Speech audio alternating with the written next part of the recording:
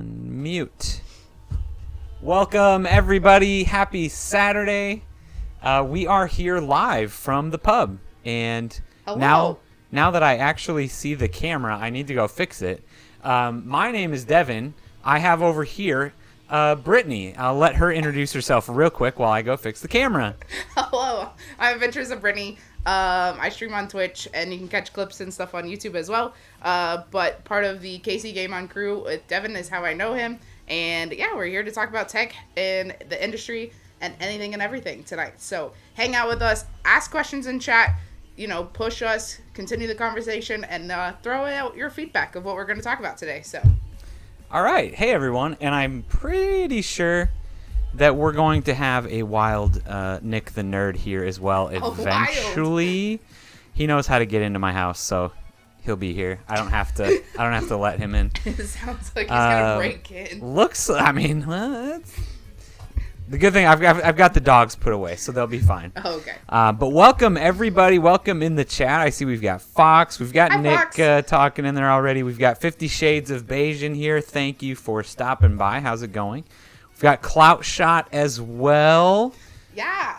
Check it out. We do have KC Game On merch. Mine's not quite as fancy as Brittany's right now. Mine is the standard shirt. Hey, sometimes standard is good. Original being an OG person is okay. I like it. Okay. Yeah, it's nice and clean, nice and just clean. I also have the sweatshirt. Let me grab it. I gotta grab this. Ugh. He's got all of the merch over there that he could just, if he halfway through this, he's like, I'm cold, I'm gonna throw on the hoodie or then throw on his jersey. He can. So it's pretty clean. It's nice. Just super simple. But I have the pro hoodie upstairs. I should probably go get it, but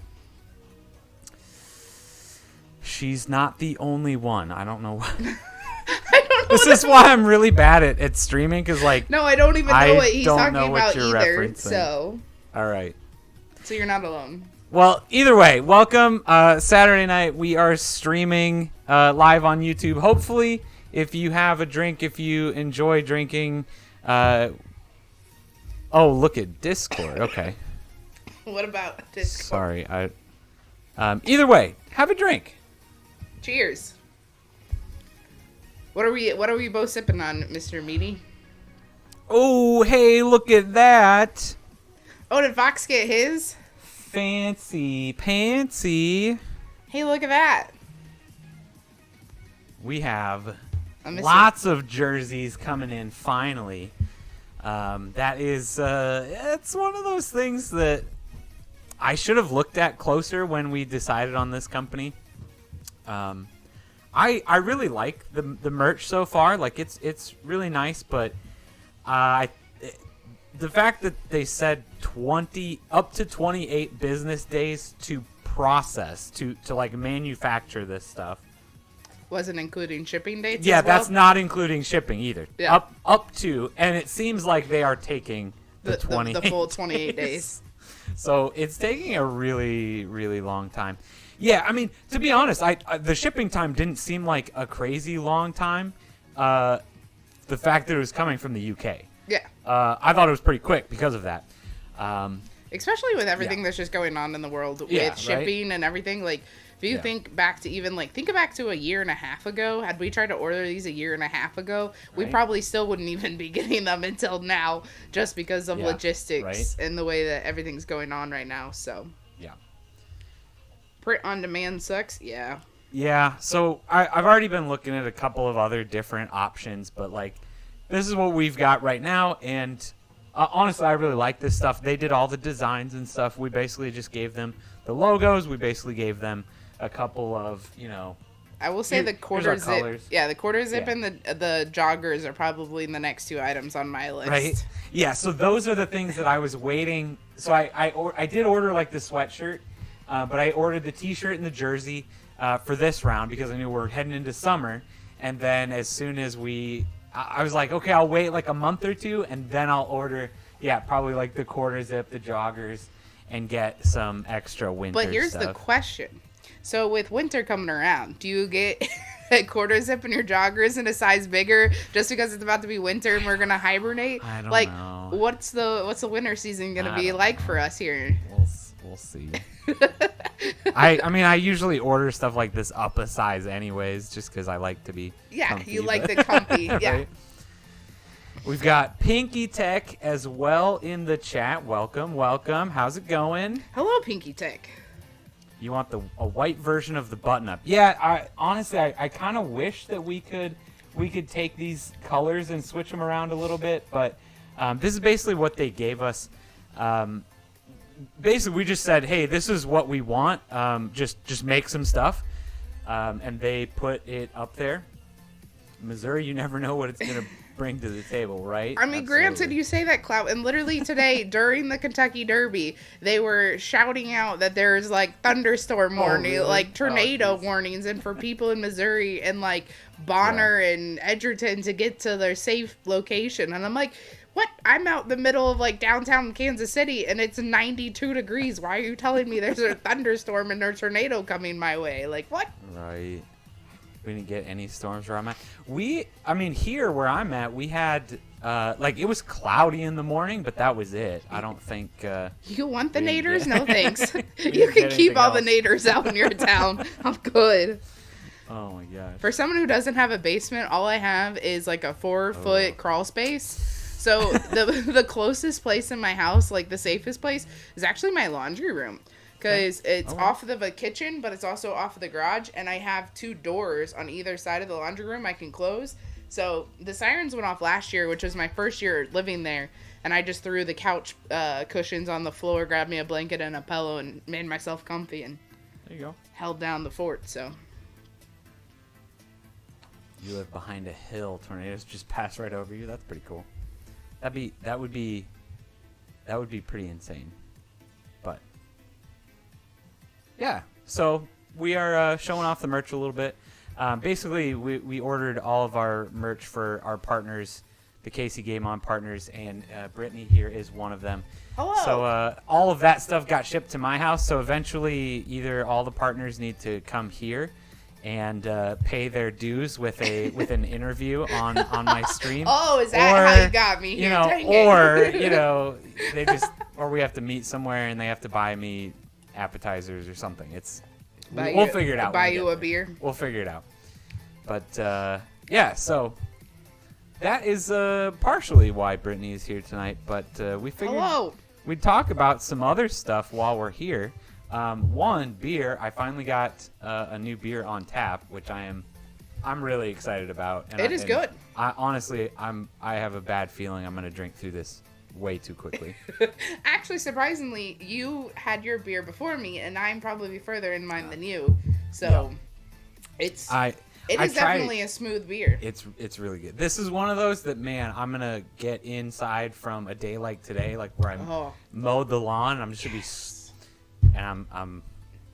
That moment where you just get inside and you just throw the cold towel like around your neck to cool off, and you just go, glass of beer. Yes, the space campers are still here. Save my campers. Oh my gosh. All right. I'm a lightweight. Is that what he's saying? That's what Fox is saying. I assume he's meaning you. I don't know who else. There's no one else talking about. My dog. Maybe. I don't know. I am not a lightweight. Oh gosh, he's doubling down. All right. Well, let's see. There's a bunch of stuff going on this week, though. I kind of made a list of some of the things I wanted to touch on. Mm-hmm. The dog will drink you both under the table. Honestly, I think my dog would. Like quick sidebar table. This is how these streams go. We say we're going to talk about tech, and then we don't. We don't talk about tech. It gets sidebarred by Nick stories. Yeah, right. And Nick's not even here yet. That's the crazy part, right? So my dog, I'm pretty sure she can literally eat anything. The amount of like bags of dark chocolate that she's just eaten in her life is insane. She has eaten an entire rotisserie chicken. Oh my gosh! Like bone and all. Bone and all, the entire chicken. Oh my gosh! And it was one of those where I called the vet and she's like, "Oh, you again? Oh, she'll be fine." Like Apparently dogs can just pass bones. She's like, unless you go and see a bunch of like blood in her waist, you know? Right. She ate both of mine and Katie's takeout Chinese like meals, both of them. I'm like, oh well, this is gonna be. I figured she was gonna be fine, other than just like here comes the explosive diarrhea. Like, I mean, honestly, those takeout things are more than she eats in a regular meal. She ate 2 of them, and it's just like some standard spicy Chinese food, right? I'm like, oh man, but she was fine. She ate a whole corn on the cob and all. Like, she's just eating everything, and it doesn't faze her. I think that's a lot of things, too, is though people, like, realize that, you know, we give a lot of processed food to our dogs. Yeah. Like, we give them dog food. But at the same time, their bodies are able to break down a lot of human food better than actually humans are able to break it down. Yep. Because I have a really good friend that he actually does a raw diet for his dog. And people are like, why would you do that? And it's like, because actually it's better for them. It makes them last longer, and their coats are cleaner, and But it is really weird when the first time you see it and they just give it, and you're like, you throw the dog, and you're like, here's a chicken breast, and you just throw it, and then like, you know, you're cooking up your breakfast in the morning, weird. And then he's like, oh, here's some like bacon, here's some raw egg, and you're like, what? Why are you giving that to your dog? Good times. So that's my dog. Just so you know, she's crazy. All right, so what do we got on the list? I'm excited because I like a lot of tech stuff, but some of my favorite stuff is phones. Yes. And you have a very fun phone. I do have a very fun phone that I haven't had in a very long time. So you've got a folding phone. I do. It is the Samsung Galaxy Z Fold 3 or 4? A 3. A 3, okay. Yep, a 3. So, 3. So last week we were talking about the potential of the Google Pixel Fold, which was officially announced like yesterday or something. I don't remember. No, it was 2 days ago because it was a Star Wars pun. Yeah. And so we talked about the potential of that, and we basically, I had my brother-in-law John here, and he said, no, he's not interested in a folding phone at all. Yeah. But obviously, you've had yours for a while. I have had this for a while. So what do you like about your folding phone? So what I like is just depending on like what I'm wanting to do with my folding phone. So like for example, right now I'm using it to watch chat. So for me, it's easier to look at chat and see a bigger screen, and you know I can turn it this way and make chat a lot larger and whatnot. And so mostly the nice thing too is like, so say, I'm in the middle of like 16 things. I'm trying to do work emails on one half of my screen, but I can also then be texting on the other half of the screen. So I could be scrolling Facebook and have Facebook Messenger up on the other half. Here's the question though. Do you do that? I have. I've had do you where actively it's been like multitask? Yeah. Okay. As a person with ADHD, I'm always multitasking. I feel like I just would never do that. Yeah. So like, okay, so we've got chat up, and so I could pull up if I wanted, like I could pull up and have Facebook on the other side while everything's going on, or I could have Messenger. I think the one use case where I see multitasking makes sense is you're watching a video and you want to scroll through Twitter at the same time. I mean, so like for example, and I know you guys aren't going to be able to see it very well, but I have the screen is minimized down in the bottom. Oh, that actually it's a window in window. Yeah, so I could be, oh hey, I need to pay a bill real quick. Yeah. I could go online and pay a bill, but I can still be most lurking. phones will do the picture in picture at this point, but it takes up like half the screen, so that actually makes more sense on this screen. Correct. So it's just one of those that then I have, and then a lot of people, their number one question is, what about the seam? Like they always want to feel the seam and say, well, okay, is the seam really that noticeable? Yeah. Like have I had any issues with seam, like the cracking of the screen? To be honest, no. Yeah. So how long have you had that? I mean, being a 3, did you get it like? I got it pretty much as soon as it came out. Okay. Yeah, I put in for pre-order and waited probably a couple weeks. So you've probably almost had that for like 2 years almost. I mean, actually, can we find, wait, hold on. Well, I know that you had it at the Casey Game On that we did at Park. Because I think everyone was like, "Oh my God, you have the phone," and everyone was then freaking out. So I mean, that would have been April of. Was that was that November? November. Or was that November 21? I think November. There's so many that we never can remember the dates and where we were and what in time. It also cracks me up. Okay, so I'm so used to, I stream on Twitch, so I'm so used to Twitch's delay. That was a May 22. Okay.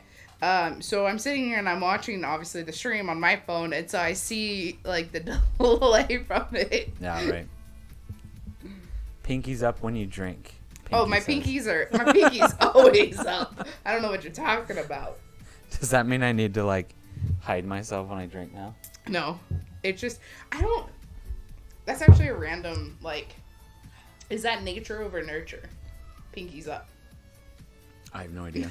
Me either. Is it just something that naturally, like, when you drink, do you, like... I mean, I've noticed myself... Is it, like, a comfortability of, like, having all 5 fingers on the glass? Are you a pinky tucker that you tuck your pinky, like, under your glass? Oh, I never do that with my glass. I do that with my phone, but... Oh, I don't do that with my glass. Doesn't it feel weird? That's weird. I don't know why I just did that and thinking about it, and then I was like, wait... But that's actually kind of, like, comfortable. It makes sense, because you do it with your phone all the time. Yeah. I don't think I've ever done that with my glass, though. No. Huh. We're pulling up my T-Mobile account to see if it'll tell me when I purchased my phone. No internet connection available. Looks like you're in offline mode. Would you like the Wi-Fi password? It's okay. I can continue without. Okay.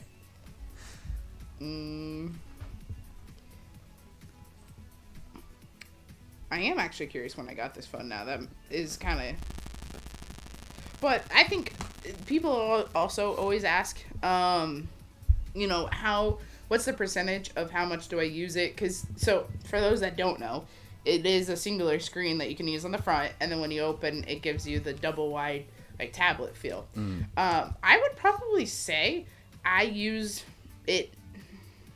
I'm going to say 75 to 80% on the, like, just singular screen, because it's easier, one-handed if you're trying to just text real quickly, it's easier. It's like everyone else's phone. You can still do the swipe text. You don't have to sit here and, back in the day, T9. That's exactly what I did when, so I ended up buying an original Z Fold right when the 2 came out. I bought the original because it was pretty cheap. I bought it used off of Amazon, but I ended up returning it because I used the front screen so much. And then I was like, well, if I'm just going to use the front screen... Then I just need a singular phone. Why not just... Yeah, why not get a...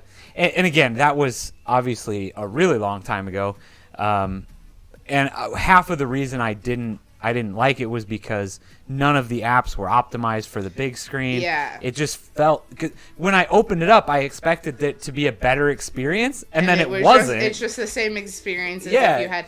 But half the time it was worse because, like, Twitter looked terrible on, like, a square screen. I'm like, well, this doesn't make any sense. So, like, apps and stuff, that will be... I think that's my negative... Like, so far, that's been my most negative feedback. Yeah. Is a lot of the apps... So, say you're, like, in the middle of... I don't know why this just popped in my head. But, like, a middle of a Tetris battle. And you're just going. And for some reason, it only does the original, like, whatever, let's just say 16:9 screen. Yeah. And there's a button that you can click for it to expand. Yeah. But the problem is what it does is it kicks you out of the app and reopens the app to then do the widescreen. So, Cloutshot just asked about the O'Shriners sign. That was literally the first thing I hung up down here. Literally, other than, like, starting to put the walls up after we painted, like, that was the first thing to go up. So that went up in, like, February 2020. So Pinky says, so your Wi-Fi password is 123. I should try it and see what happens. It is not that. It is it's a little bit more complicated. It's one of those that whenever somebody asks for it, I'm just like, Just give me your Just phone. give me your phone. It's easier for me to type Yeah. in than telling you.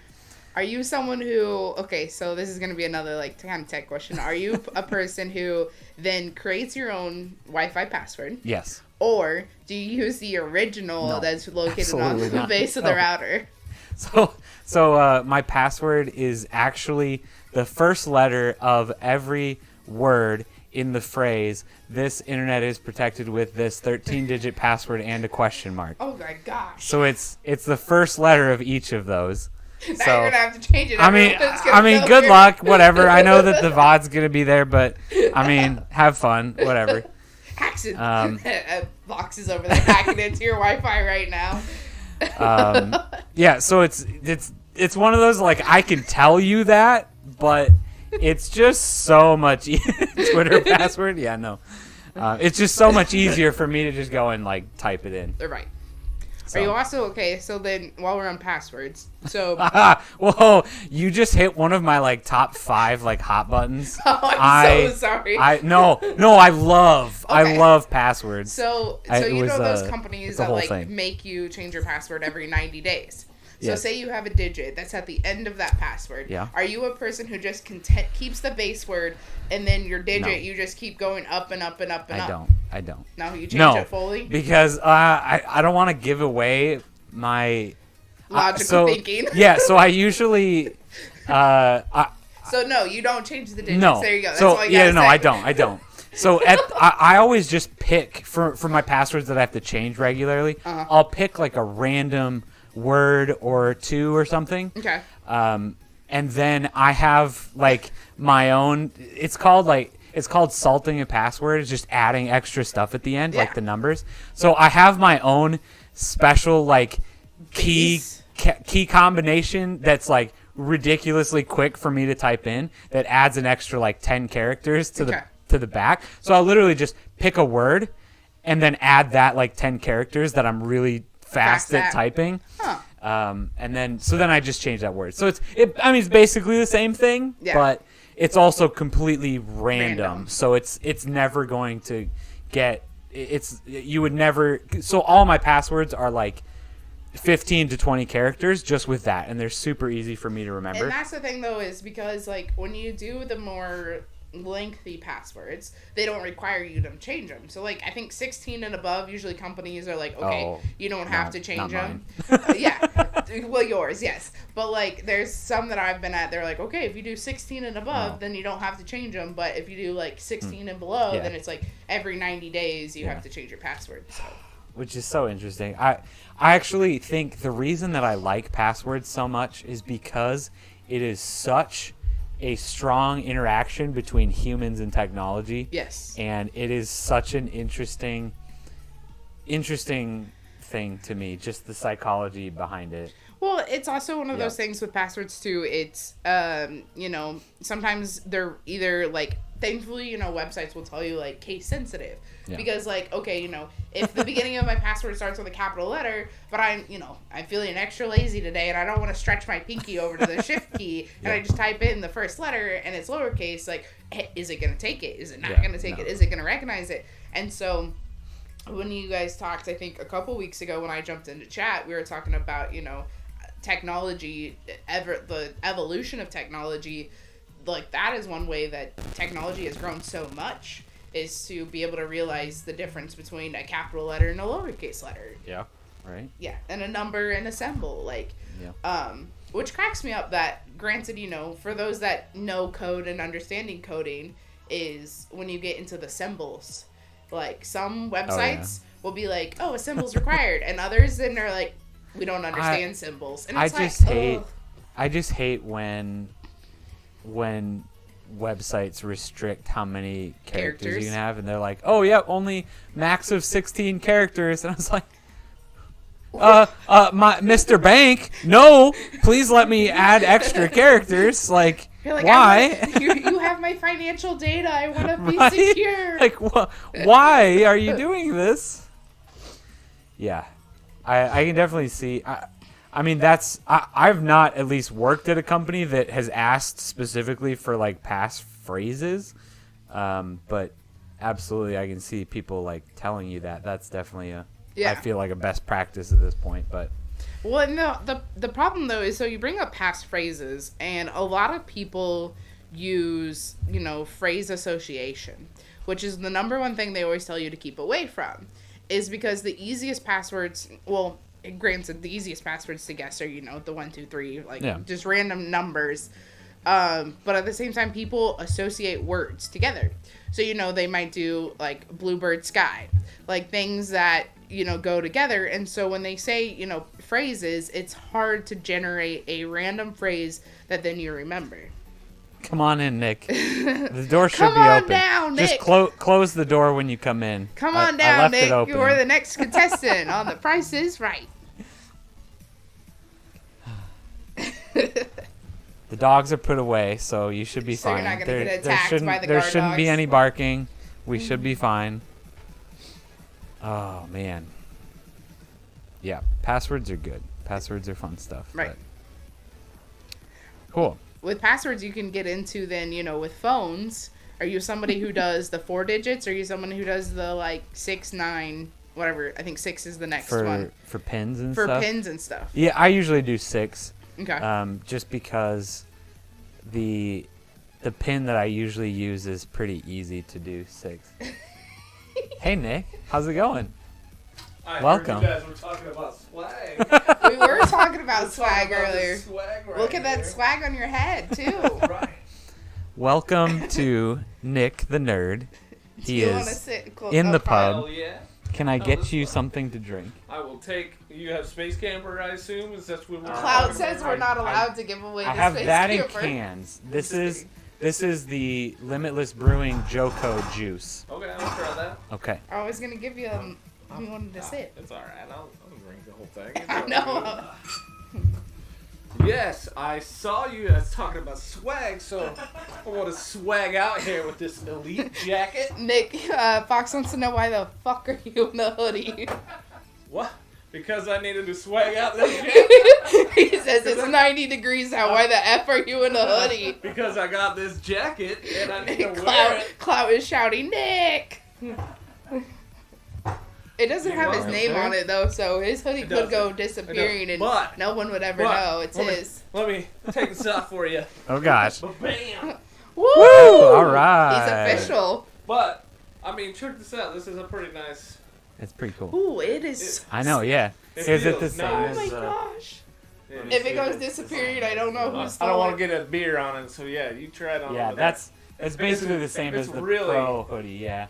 If I steal it, I don't know where it went. Yeah, it's basically the same as the Pro hoodie. It's really nice. I like it a lot. Yep. But yes, we were talking about swag because I couldn't remember. Also, before we went live, I opened my jersey and I couldn't remember what name I put on it. I was like, "What did I put on?" I just put Brittany. Well, okay. Yeah. I couldn't remember if I put my full tag. That would be like, oh, yep. I know.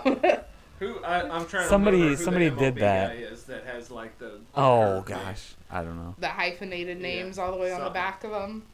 But yeah, how's it going, everybody? Good. Welcome.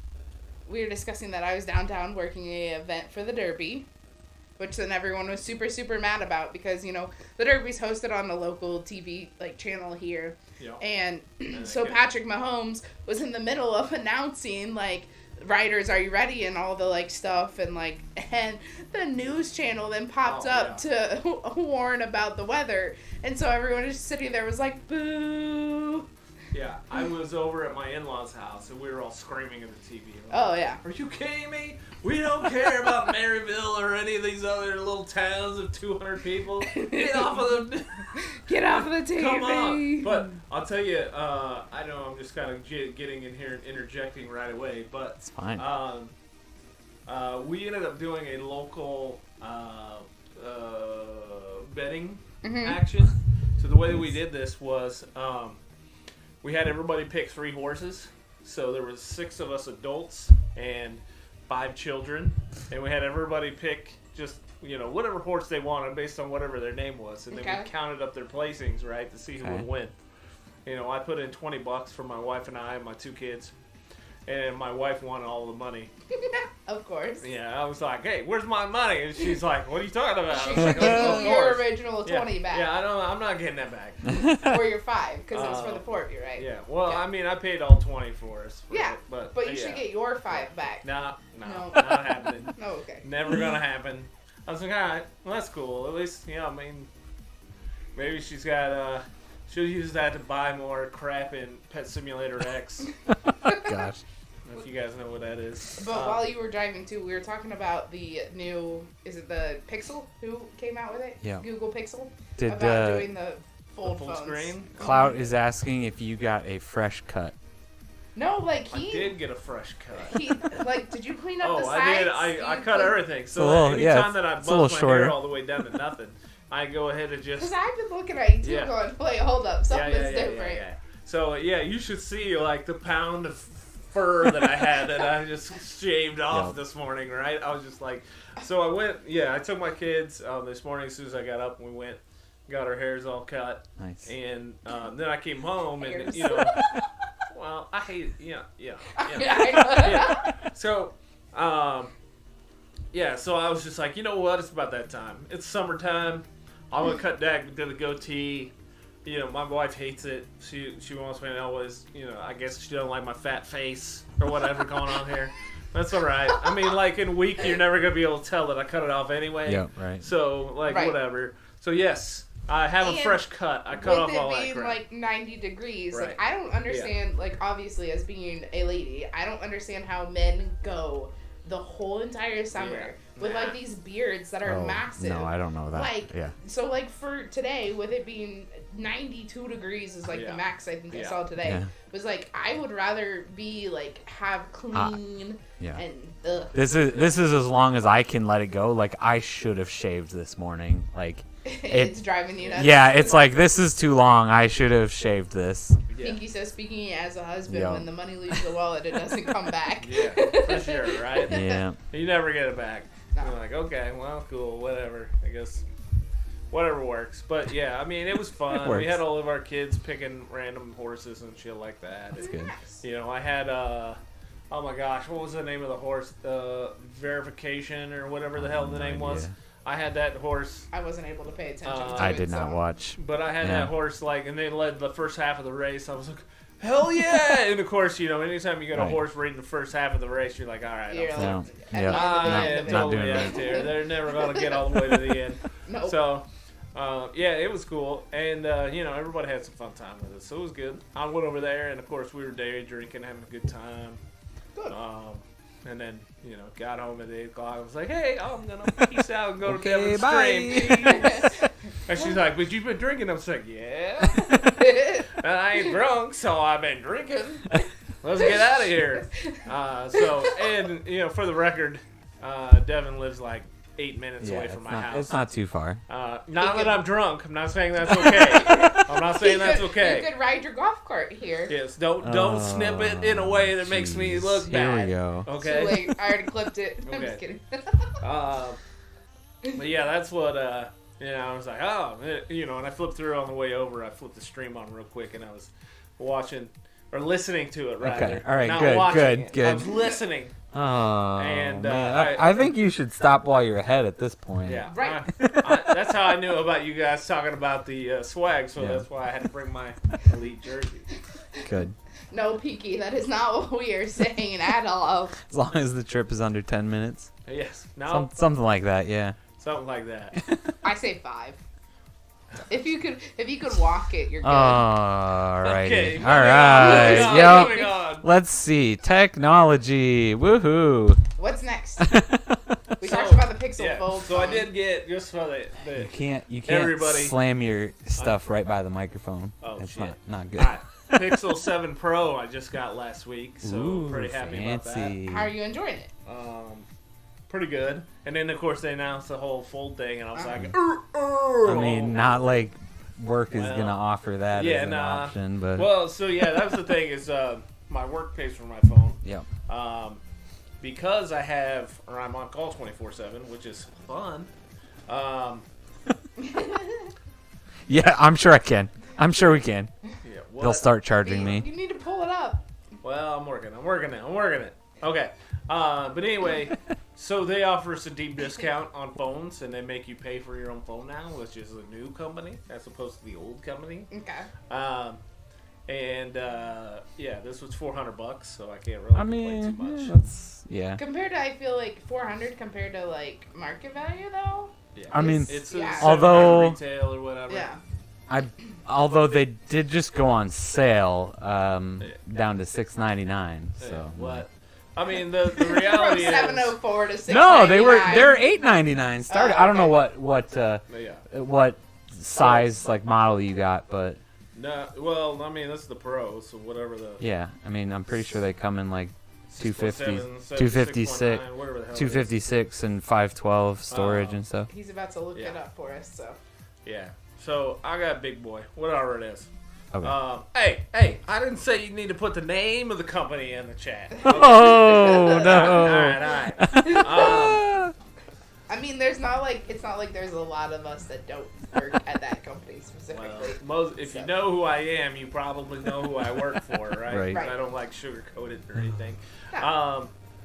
But yeah, I mean, the good news is they pay for the whole plan and all that jazz, so it's not like it's a big deal. Yeah. So I pay $400 and I basically have free cell phone service, and technically I'm supposed to have my own personal line, but yeah, whatever. We ain't gonna talk about that. I have a personal line. Okay, so Oh man! All right. moving on. Yeah. Hey, So let's cut that part out, right? Two strikes already. 3 and you're out. So Devon's gonna go back and have to like clip all of it and put it together. I'm just gonna turn the music up a little bit so that it drowns Nick out. well that and then they just have to copyright the video and just Yeah. it's gone anyway. So Anyway, how you guys doing? Good. Okay. doing good.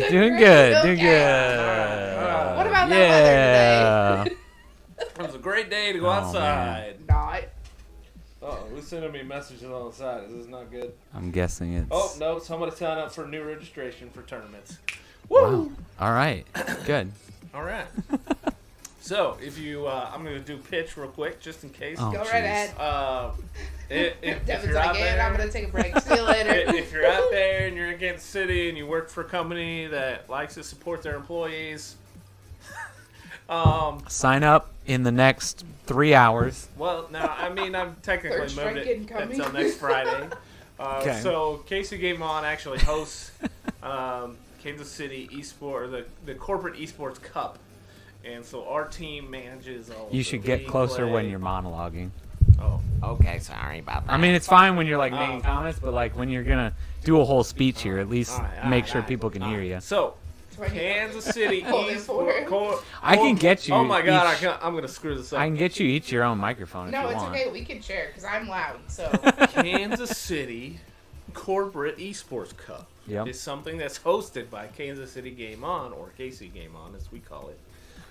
Sorry. Are we?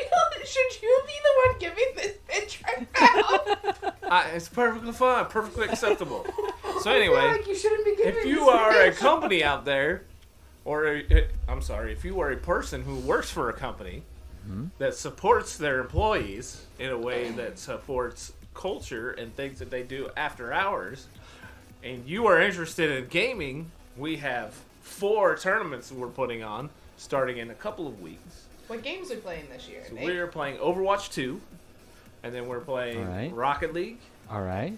we're playing Mario Kart 8, Good one. and MLB The Show 23. Awesome. Woohoo! And if you don't know anything about MLB Show 23, The Show 23, it is on Xbox Game Pass. So go get it for free because obviously everybody in my chat has Xbox Game Pass. Otherwise, get out. If you do not have Xbox Game Pass, what is wrong with you? Your company would never support you. Secondly, they've got this whole... I've grown up in the world. Do you need me to share this? You have your own chat. I Yeah, do have it Nick- up here. I'm just not reading it while Disclaimer: I'm Nick obviously is not drunk. He has not even taken a sip of his beer well, yet. Yes, He is. I'm working on that. I just put new gum in my mouth, and I didn't want to soil my gum. So anyway, going back to Esports Cup, MLB The Show 23, and one of the things that's really, really cool about this, is that they've got this whole Negro Leagues thing offshoot of story and all the storyline and stuff going on. Features Satchel Paige and all the different folks, especially in Kansas City. Bob Kendrick, if you guys know, if you've been in Kansas City, Bob Kendrick is the curator and CEO, I believe, of the Negro Leagues here in Kansas City. It's a really cool museum. Did you see the new one they just announced? Yes. That's another thing I'm going to talk about. So it's crazy looking. they are going to build a new Negro Leagues museum in order to do this. If you haven't been to the current one, you should go because it's pretty cool. Even at the end, they've got a full indoor infield, partial outfield, I guess, and it has statues of the different players and stuff of that era. It's really cool. You go through, you can look at all the different let's see, jerseys, a lot of storylines, and a lot of stuff. Like if you've been to, I guess I don't want to disrespect it anyway. Like if you've been to the World War I museum, sort of like that, right? Where you're walking through and you're listening and you're watching all the timeline, all that stuff all the way around as it goes. There's a whole different selection of baseballs and signed baseballs of stuff that was donated, or I think it's on lease from Geddy Lee. If you don't know Geddy Lee, then I'm sorry. You know, Look it up. Look it up. Do Geddy your Lee. research. Geddy Lee's the basis of Rush. Surely you've heard of Rush. Yeah, I love their anyway, music. What? What? What just happened? I said I love their music. Oh, okay, good. I heard the water going, and I'm like, what's going on there? Sorry, I did my best to try to. Oh. Oh, I hate. What? It always does that. Enunciate better. I know. Well, so anyway, He can't. MLB The Show 23 has this whole storyline in between of talking about the Negro Leagues and all that stuff, and you can basically open that up as you play, which is really cool. It's narrated by Bob Kendrick, and again, like it's got a really cool tie-in to Kansas City this year. Mm-hmm. So that was one of the things we did the Corporate Esports Cup, and I chose that specifically because it has a lot of cool things going on and a lot of tie-ins to Kansas City. So I'm hoping we can get some people to come in and play. It's a really fun game. We've been doing it the last few years. We did a couple of really huge tournaments of really cool things at Coughlin Stadium in the Diamond Club area. Super neat. If you haven't seen that in the past, please go look it up.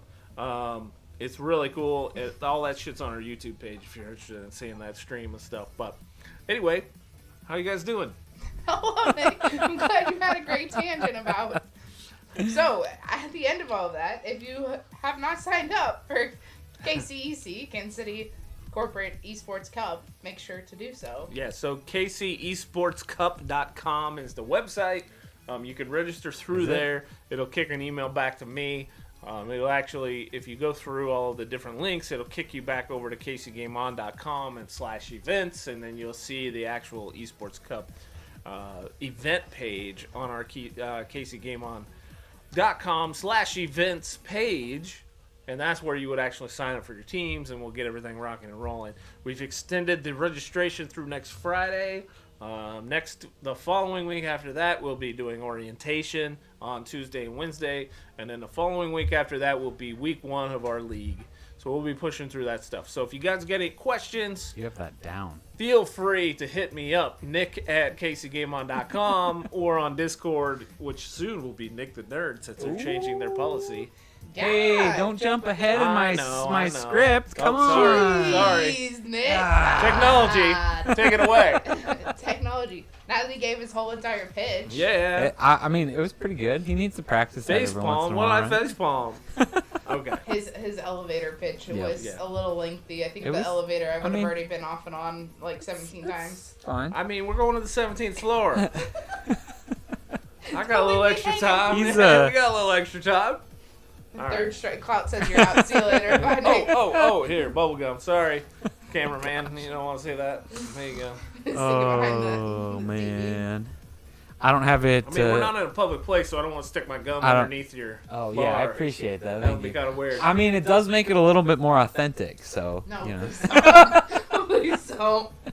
That and I never sit there, so that's fine with me. It would be Nick or Jason. One Jason. Oh my gosh, Jason going to underneath or grab. Tony or John or my whatever. kids. That's Yeah. people that see it. Oh my gosh. Immediately be like, what is this under here? Oh, well, let me put that in my mouth. Right? Reminds me of Elf, like on the subway, Right? when he grabs all the gum from underneath. Yeah.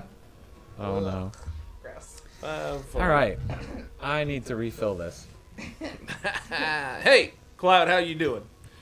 Peace out. You need a refill? All right, get back to work, buddy. I see you. Who says Claude was working? He's supposed to be working tonight, because otherwise he would be here. Oh. I saw that he said he was working till 7. Oh. Yeah. All right, then. Get back to work, Cloud. Do you need a refill or? I will take one more. All right. I can do like halves or thirds or like anything. Like you let me know. No, you're good. Right. I'll take a full. All right. I'm working on my resume. Where's Okay. where's your tip can, by the way? Yeah, we need a tip Money jar. In your tip can here. Venmo at DevonDoesTech. All right. Venmo. Thank you, sir. Yes. What's our next technology topic there, How sir did host? how do you get gum in your hair? I don't know. Probably like Is if that- your daughter got under and then the gum got stuck yeah, in right. her hair. Like I think she's taller than this, isn't she? Yeah, now? she is now. Yeah, Yeah. but I mean, would still find a way to do it. Of She'd course. still find a way I to got get you, it. Pinky. I Yeah. understood what Yep, you meant. That makes sense. Kids. I understood. Yeah, so I think I talked Clout into studying for the A+ certification, but That's cool. there's the nice thing about the A+ is there's so many YouTube videos, there's so many free resources. It's such a Ooh, that's a wide-ranging, like not easy, but like what's the word? It's such a widely acknowledged certification Yeah. that it's so available out there that anybody can go and freely research, learn about it, and take the certification. So, go ahead.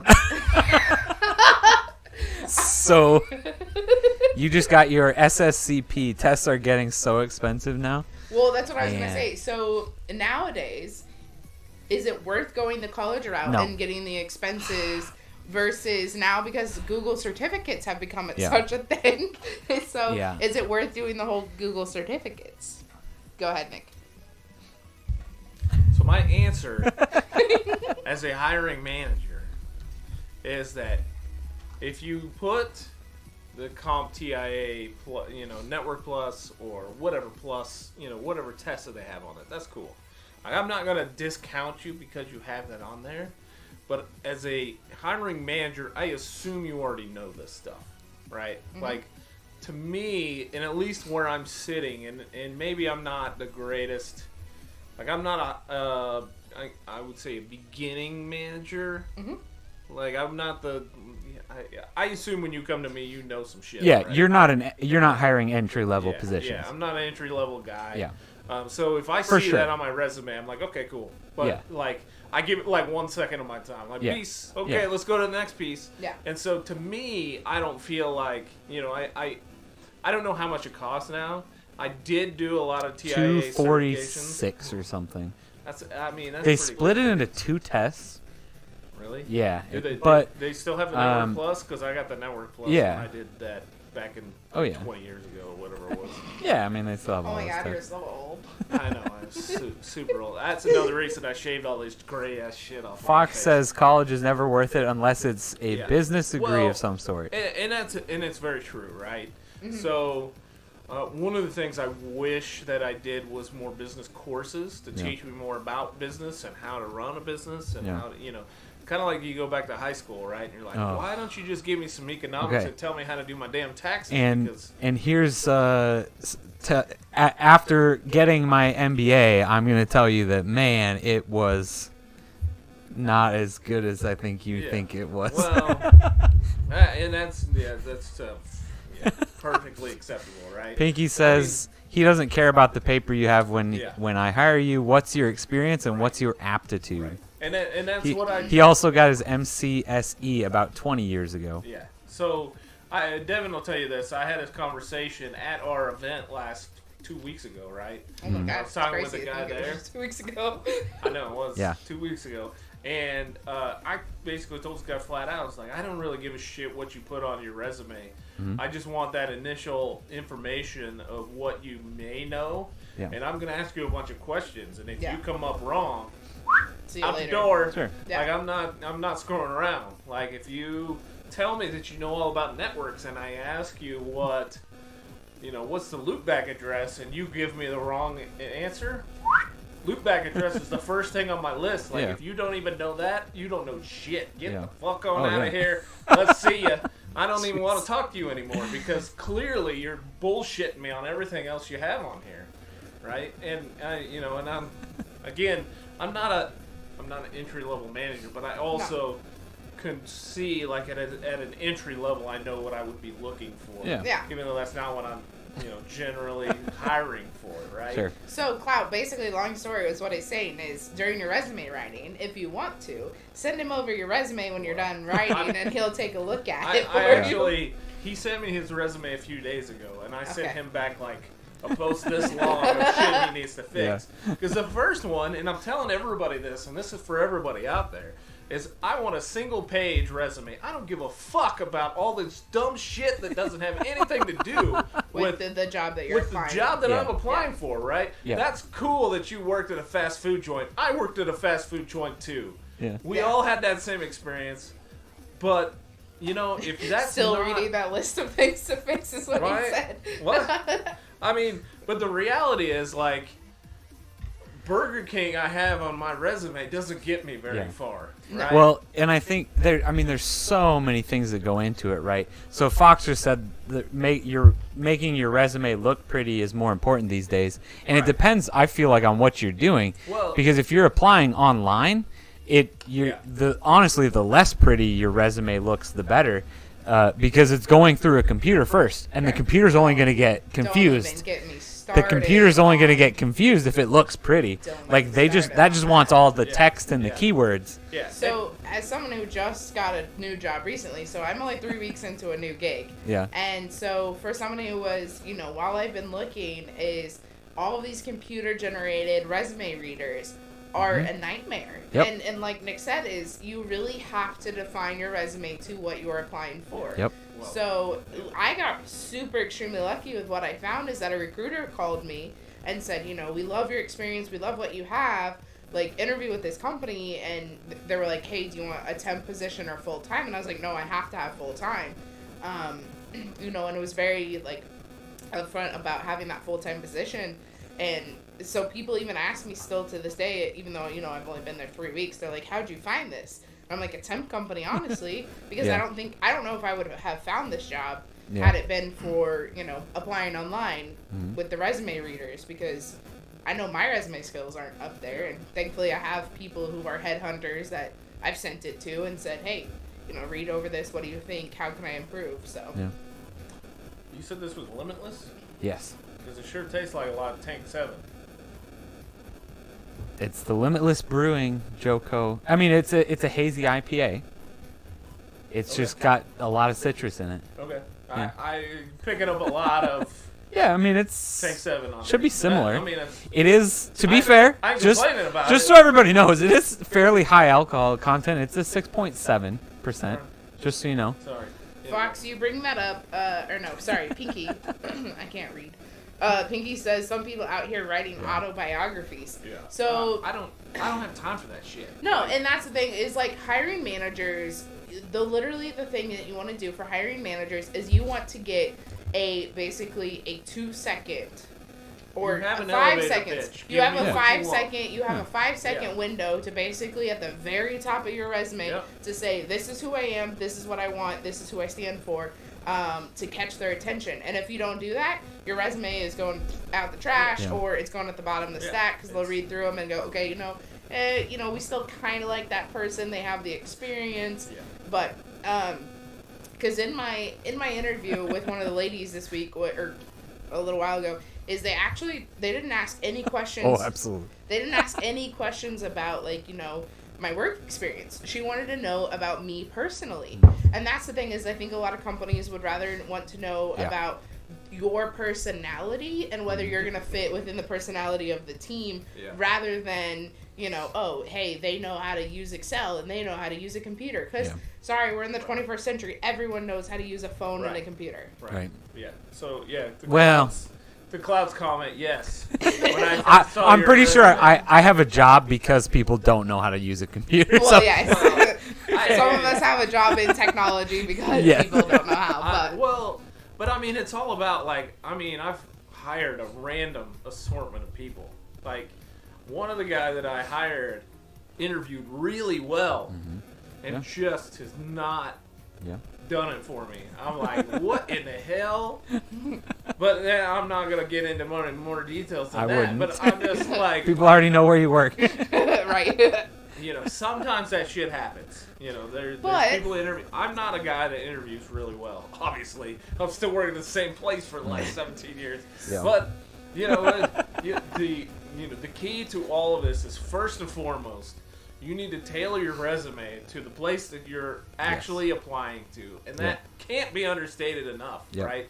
Do not go in and say, oh, I want to be a technology fiend, blah, blah, blah, and be pointing at, working at Burger King flipping burgers. Whatever. I was gonna say secretary. Oh, thanks. Right? But I didn't want to shit on you. I wasn't shitting on you, right? I know. I'm saying, point it toward what you want to do. Exactly. Yeah. Know what the company is about and tailor your resume to that company, because that's what they're looking for. Right. I'm gonna look at a resume in about 10 seconds. I'm gonna go or right? It's really not a big deal. I'm going to look at it and go, okay, I'm looking for specific things. Yeah. And if that doesn't stick out to me, see, I've got the next one and send other resumes to look at. These are the days, and why this is good and bad, right? In technology, there's so many options. So many different people know a lot of stuff.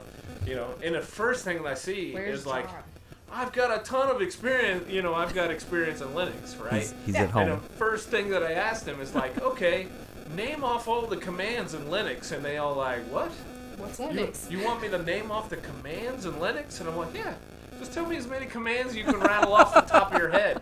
And a lot of people get thrown. I can imagine. That'd be weird. They're just like, what? That, why do you want to know how much says Linux? You don't need all the commands. Well, I know you don't, but it tells me very But it quickly. tells how much information somebody knows. Because here's the reality, right? And let's go back to the whole thing that about sounds like a school versus what you actually experience, right? Yeah. Like a lot of these people, especially now, they force you into an intro to Linux, right? Mm-hmm. And so the first thing they put is like, oh, I know Linux. I throw Linux on there because I took an intro to Linux class, right? But then once you actually start testing 6 months later, I don't know a fucking thing of what command is on there. Yeah, if you don't anymore. Use that on a regular basis, that's and so not one of those things that you retain very long. That's the first thing I do is give me all the commands you can think of for Linux. Yeah. And I could think of a few. I could probably do 10. You can't give me more than 10, and I'm done. I'm already out then because I know absolutely zero, but I don't even know what Linux is. I'm a specific set. I'm looking for that Linux skill set, right? Yeah. And it's way different than Windows, right? Yes. And if you're coming out of college and you took an intro to Linux and you don't do anything, all right, with Nick. Linux, what's your top 10 commands then you're looking for? I mean, you're. Oh no! All right, put him on the spot. Let's go. What are you looking for? Okay. He's like, hold up. Okay, give me 5. Give me 5. Okay. Okay. I mean, the change mod, change zone. You've got cat. You've got tail. You've got top is one of the ones that I actually use top quite a bit. Yeah. Right. Because if you don't know what top is, #top. Top is essentially task manager that you would have in Windows, right? Yeah. And so we're going through all this stuff. So I mean, obviously, I like how you're looking at me when you're saying this because I don't know. Rename. I mean, RN. You're doing a lot of stuff. You can do Dell. You can do. I mean, different. I've got a handful of shits, but I don't want to bore. You got a handful of shits. Gross. Pinky has a question. He used to ask them to prioritize tasks, and almost everyone says printers because it is for the COO. The printer is the most important thing, as long as it's the COO's. I think you printing struck in a I general. think you I struck hate a chord printing. for Nick. I there, hate Pinky. Printing in general has just been the bane of our fucking existence. Well, oh yeah, if you Of want IT to talk, in general, oh right? absolutely, Like yeah. nothing ever Yeah, fucking works. it's not even just like specific companies. Printing is just never good. It just doesn't My work. my new company is the same way. Like printing is the worst thing in the world. Okay, well, so rewind real quick because like when we're talking printing, are we talking like handwrite printing? No. Are we talking Oh, no, like printing, printers. Printers. Yes, okay. printers. I had to like catch up here for a second. The right answer was building servers for printing. Or For hosting. hosting. Sorry, I can't read that. Sorry, I need a huge screen. I can't read. Printers died for me like 10 years ago. Sorry, turn my watch on again. Dang it. Did you make your? But yeah, I mean, yeah, going back to the whole thing, the resume thing, like, the original argument is like, do you spend a whole bunch of money on certifications, or do you go to classes and stuff like that? And the reality is, I guess if you're into development, computer science is not a bad way to go. UMKC. I don't know. They give you the problem. I feel like we have a disagreement here. The problem is, and I think this is the same thing, right? Is they're still going to give you a bunch of trash. Like half of the classes you take are trash. Okay, well, here's the thing. Trash, depends on what you want to do. If you have the goal of becoming the developer, becoming the engineer, whatever, and then being promoted to the architect, and then being promoted to the manager, and then being promoted to the VP of IT, Yeah. then you should get your degree. If you want to be the engineer, if you want to be the developer, and that's your goal, you want to build stuff, get the certifications, learn something. Yeah.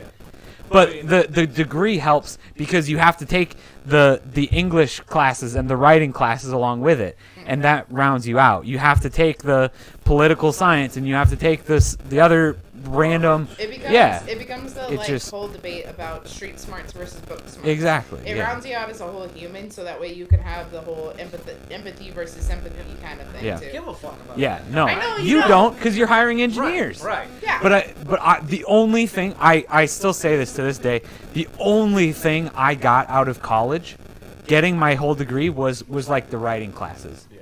I feel like I'm a better writer because I went to college.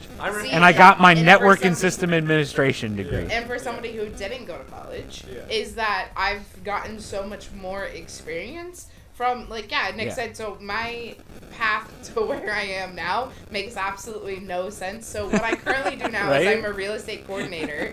I Right? work and do business licensing for all of Northern America, like Northern U.S. Yeah. And so, but I've been a project manager and a project assistant, and I don't have a PMP cert. I don't have any project management experience. It was just all on the job training. Right. Yeah. So, and then, And- like you said, I was a principal secretary for, And I still like 4 hands months. down if anybody thinks that a degree is worth more than like real world education, they're No. just wrong.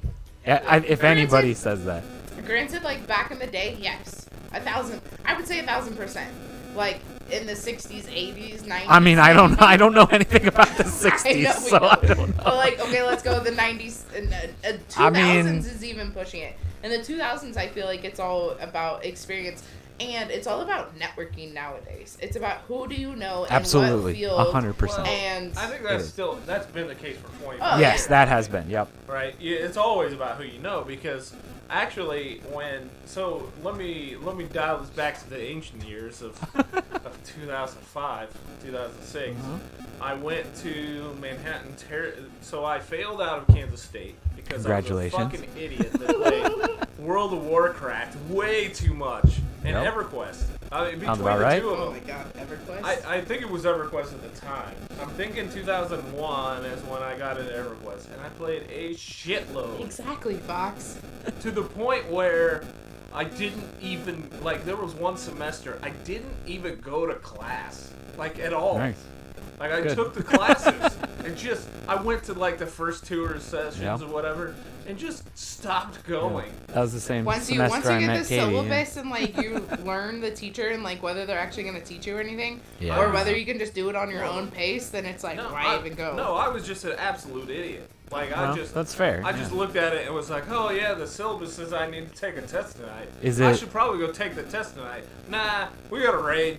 Is the audio freaking out because Nick is not close enough to the microphone, or is it something else? It's just Pinky. So I mean, Nick isn't like super close to the microphone. Same here, the audio. Well, be more specific on the like audio, but at that too. Is it good? Is it bad? Is it fine? Is it working? I feel like I'm stuck to the chair. Oh, it's static. Uh-oh. Is it a specific microphone? Is it a specific person, or is it everybody? I hear the background static sound. Sounds like somebody's sorry. Let me move my BlackBerry. Hold on. Someone's BlackBerry. What's a BlackBerry? No, Like somebody's phone is too close to a wire. We do have this one. Uh-oh. Is that better? Who? Is that better? Uh-oh. We did add a. Oh my gosh, that was it. Okay, we had a power cable too close to the. Yeah, audio's really dumb. It's very. Audio is really dumb. You just need a. Yeah, I need to cable. just plug you in somewhere else. Yeah, super shielded cables or whatever. I'm sure that this is like. Right, this is my ridiculously old. No, that's fine. Just turn left and then right. And then right. Yep. Yeah. Left. Yep. It's not too hard to find. If you hit the office, you went too far. All right, so now I forget where the hell we are. Perfect. So anyway, what I was talking about was my. So I ended up. You dropped out. You failed out. I failed. Yep. I basically flunked out of Kansas State because I'm an idiot. Mm-hmm. I mean, flat out. Like, I'm not even gonna lie. Like, I spent a bunch of money, didn't even go to fucking class. Yeah. See, that's the worst part. And it's just. And it was all my problem. Yeah. Because, like, at this point, I was like 3 years removed from my parents. And I just didn't want to fucking go to class anymore. And it was more fun to play EverQuest. Yeah. And that's what I did. Yep. Right? Hey. Hi, what are you doing?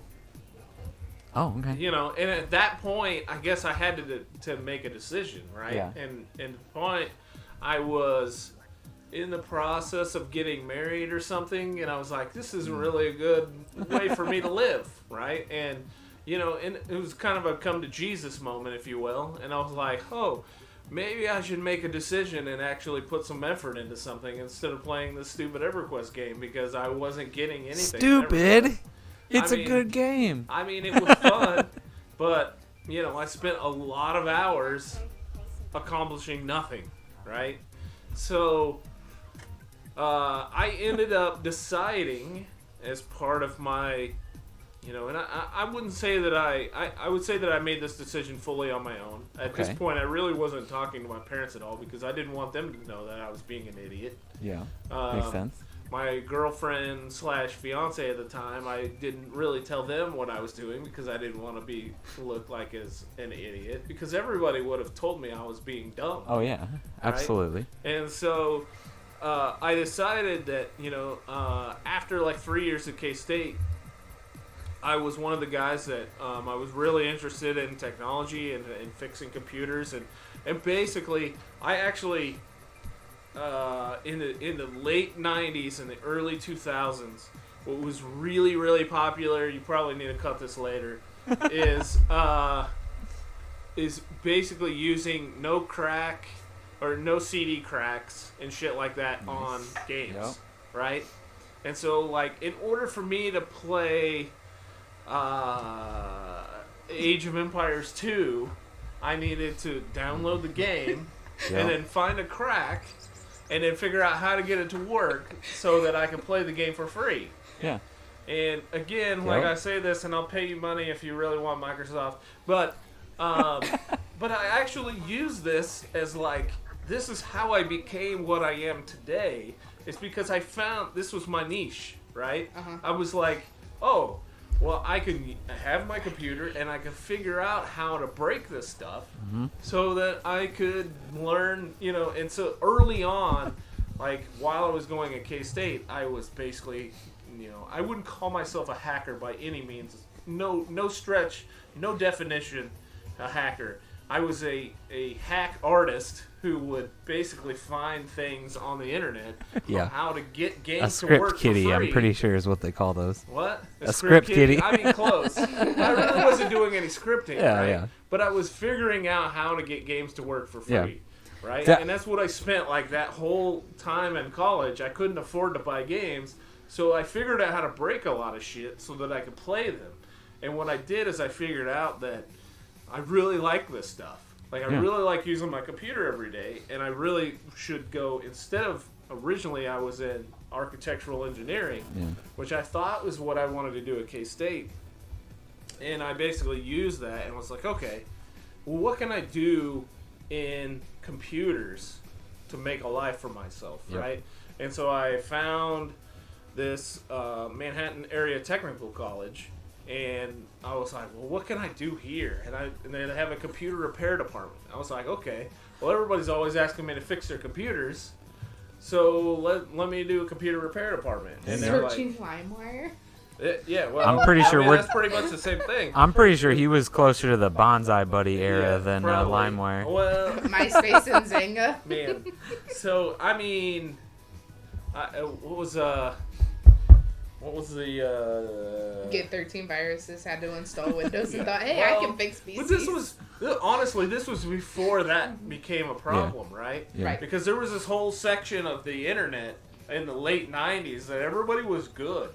Like everybody, like, there was no intention. Exactly. There were no bad intentions yet. Like screwing people over, right? It wasn't until like 2003 and 4 where everybody was like, "Ha, fuck you! I'm gonna put a virus on your computer." You know, it was a whole different world, and like we were all like trying to figure out how to be cool and do cool stuff.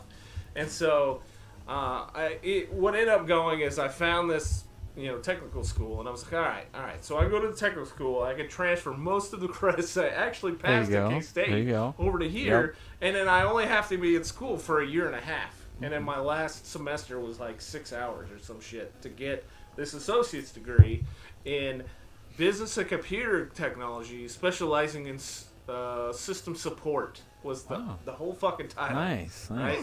Because I tried to get into computer repair, but it was full.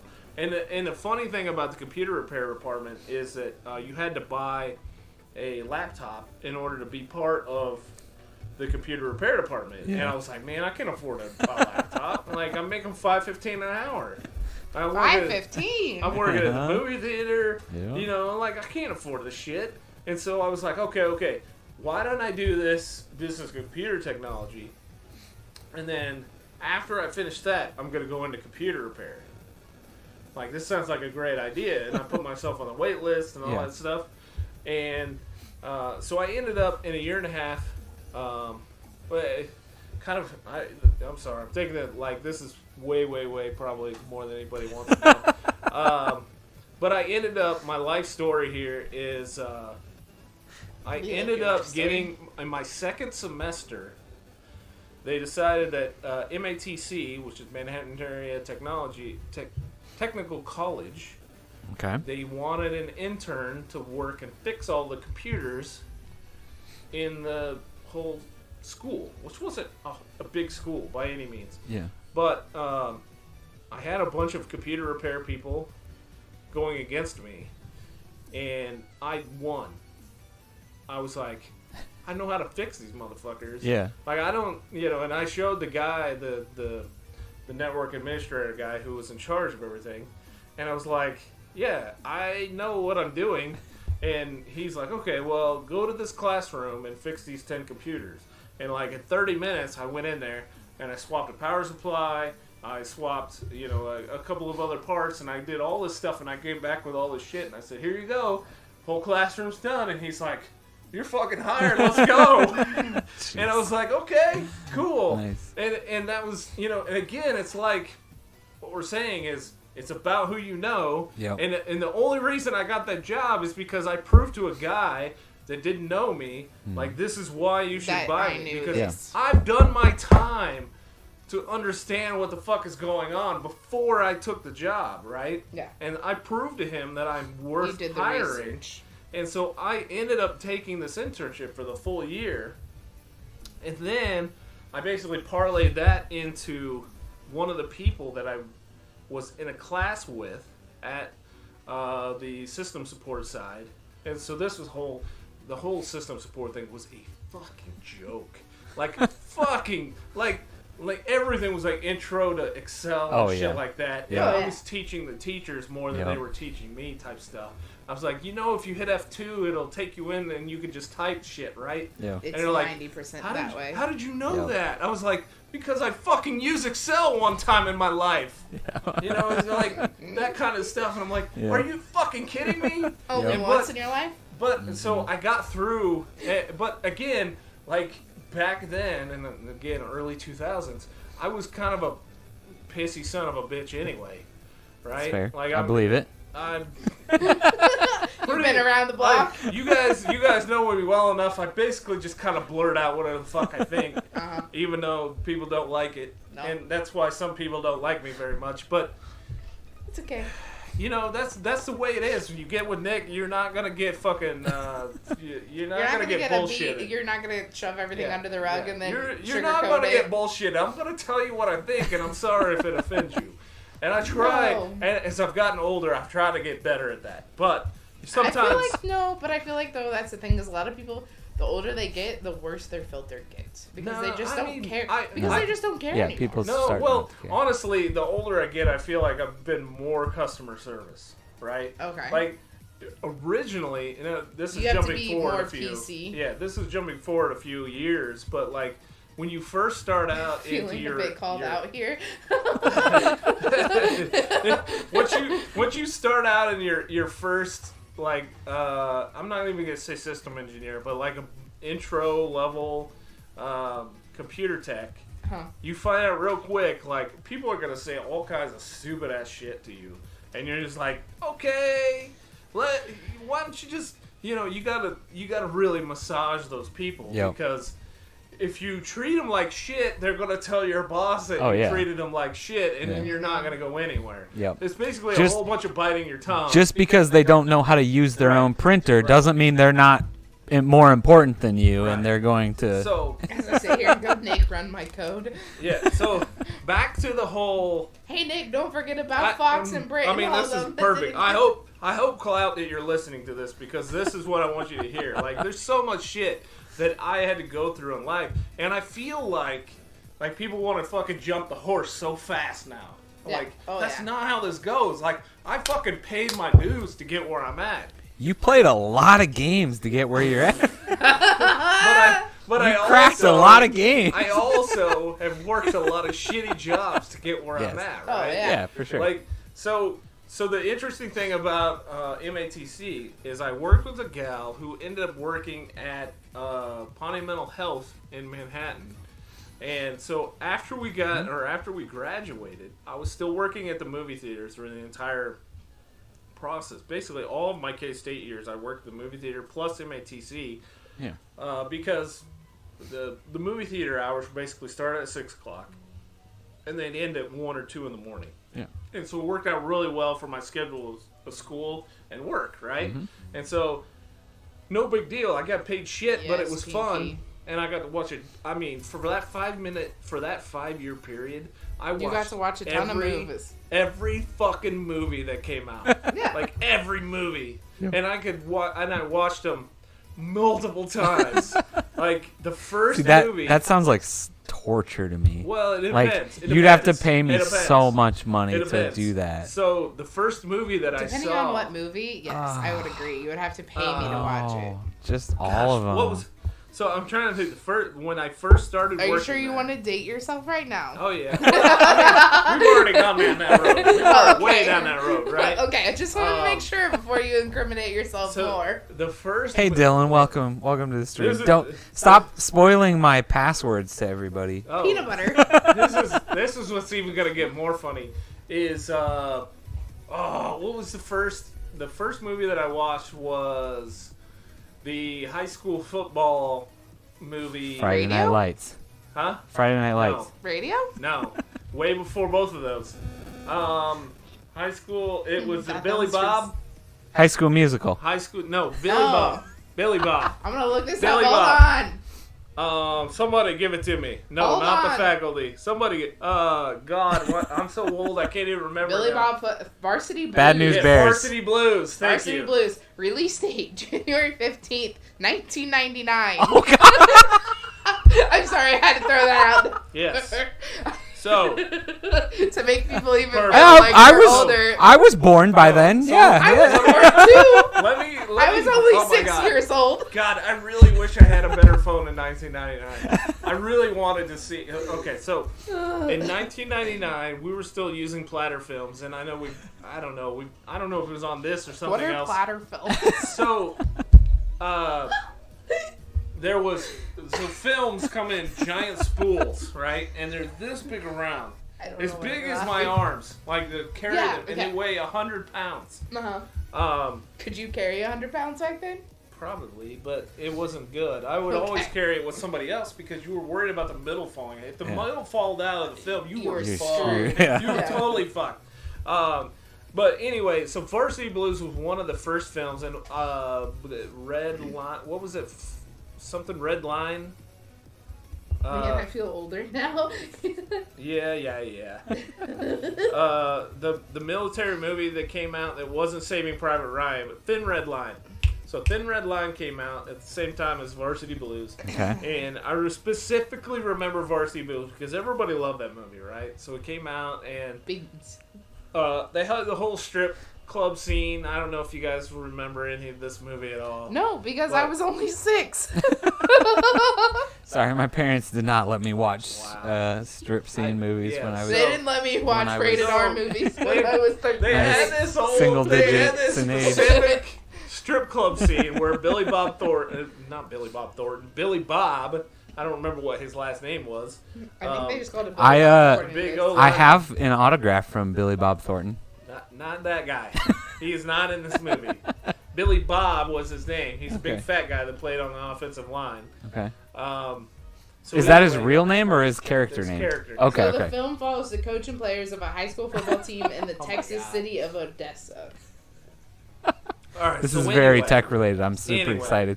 I can't wait to like clip this up into This is- you know YouTube shorts and stuff. This will make perfect content for my channel. This is what you get when you get me on here, because I'm just gonna go fucking off and tell you all these stories. Right. All right, Where's the duct What? tape? Would be. is Cloud still on there? Damn it! 'Cause No. supposed No, to- he's not. He's Oh, sleeping already. Jeez. Either All that right. or playing Fortnite. One of the two. So anyway, Billy Bob and his friends Yeah, went he was to the also in strip the Remember the club and all that Titans. stuff.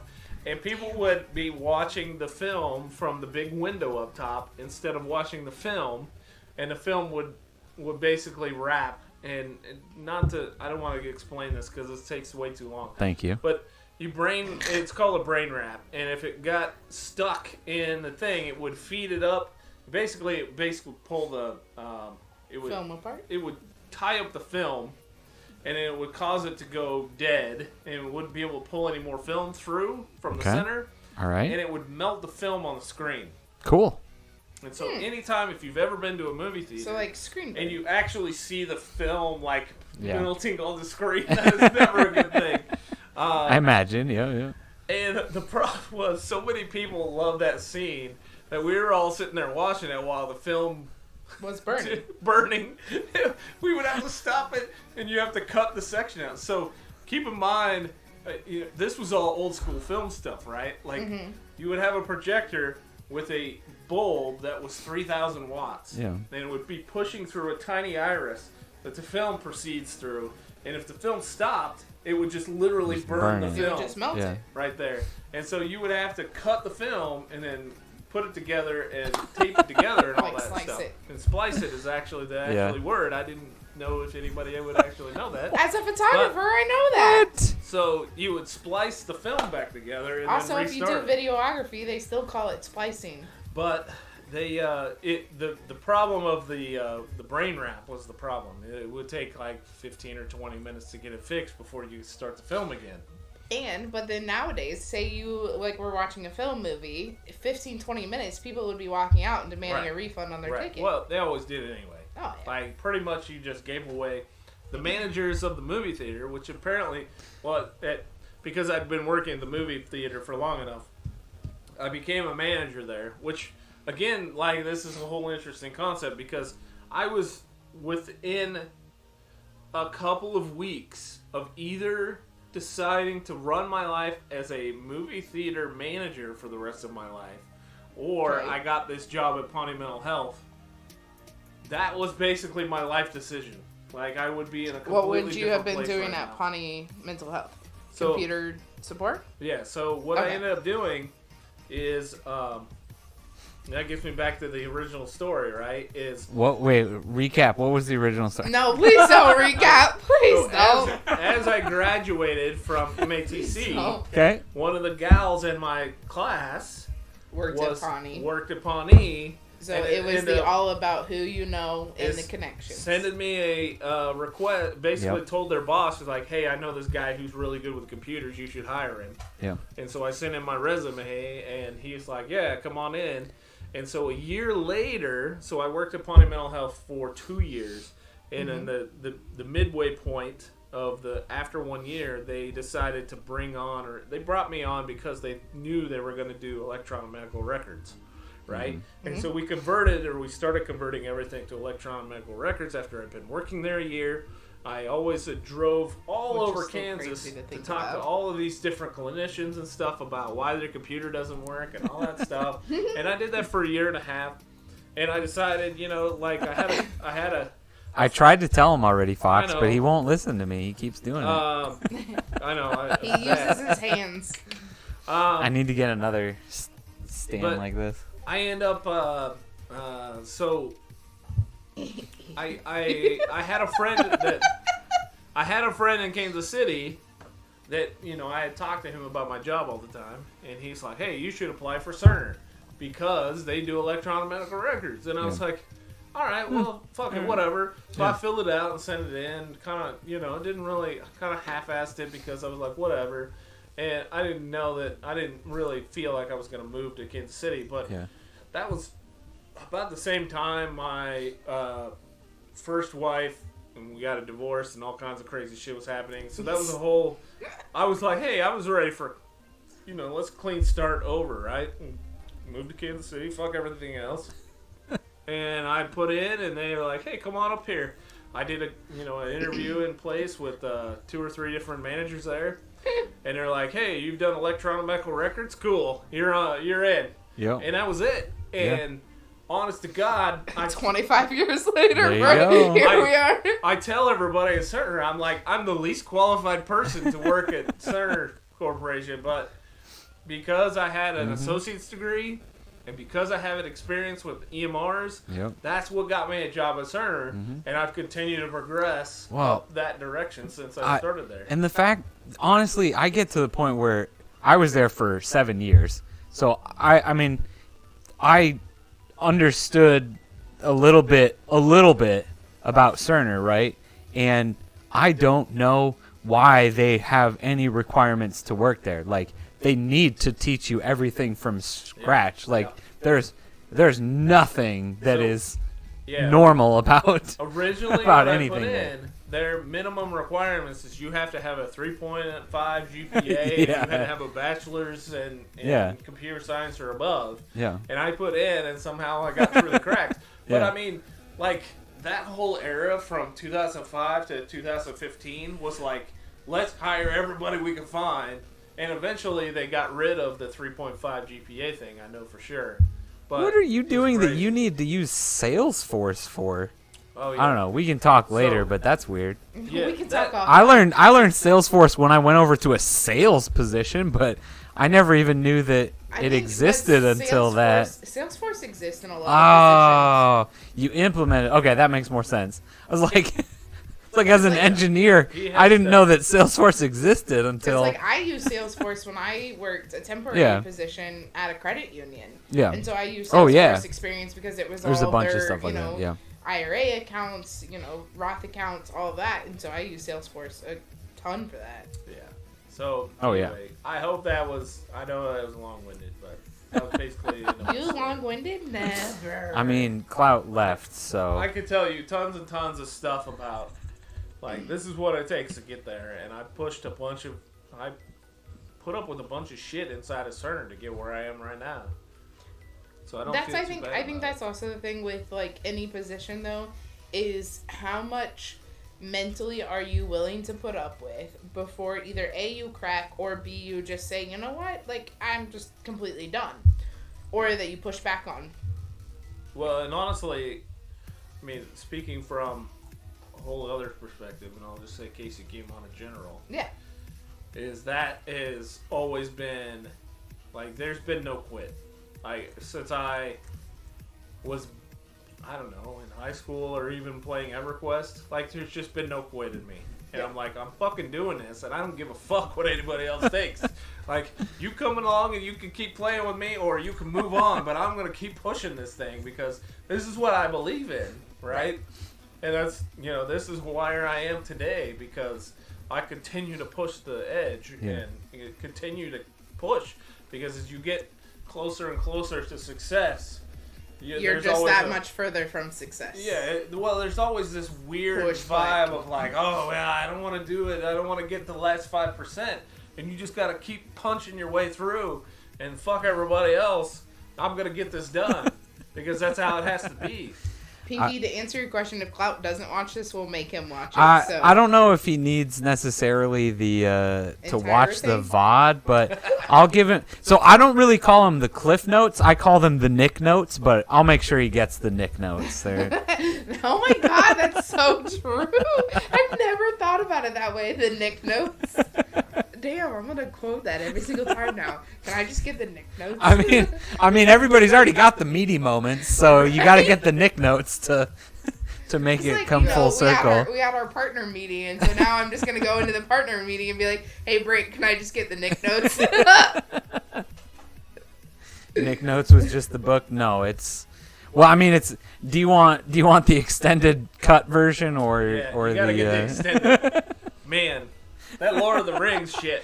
I tell you what. Can I tell you this one thing that was super cool? Absolutely, like, Nick. Absolutely. Should I take a nap now or later? No. I just want to talk about, like, when I was at the movie theater, right?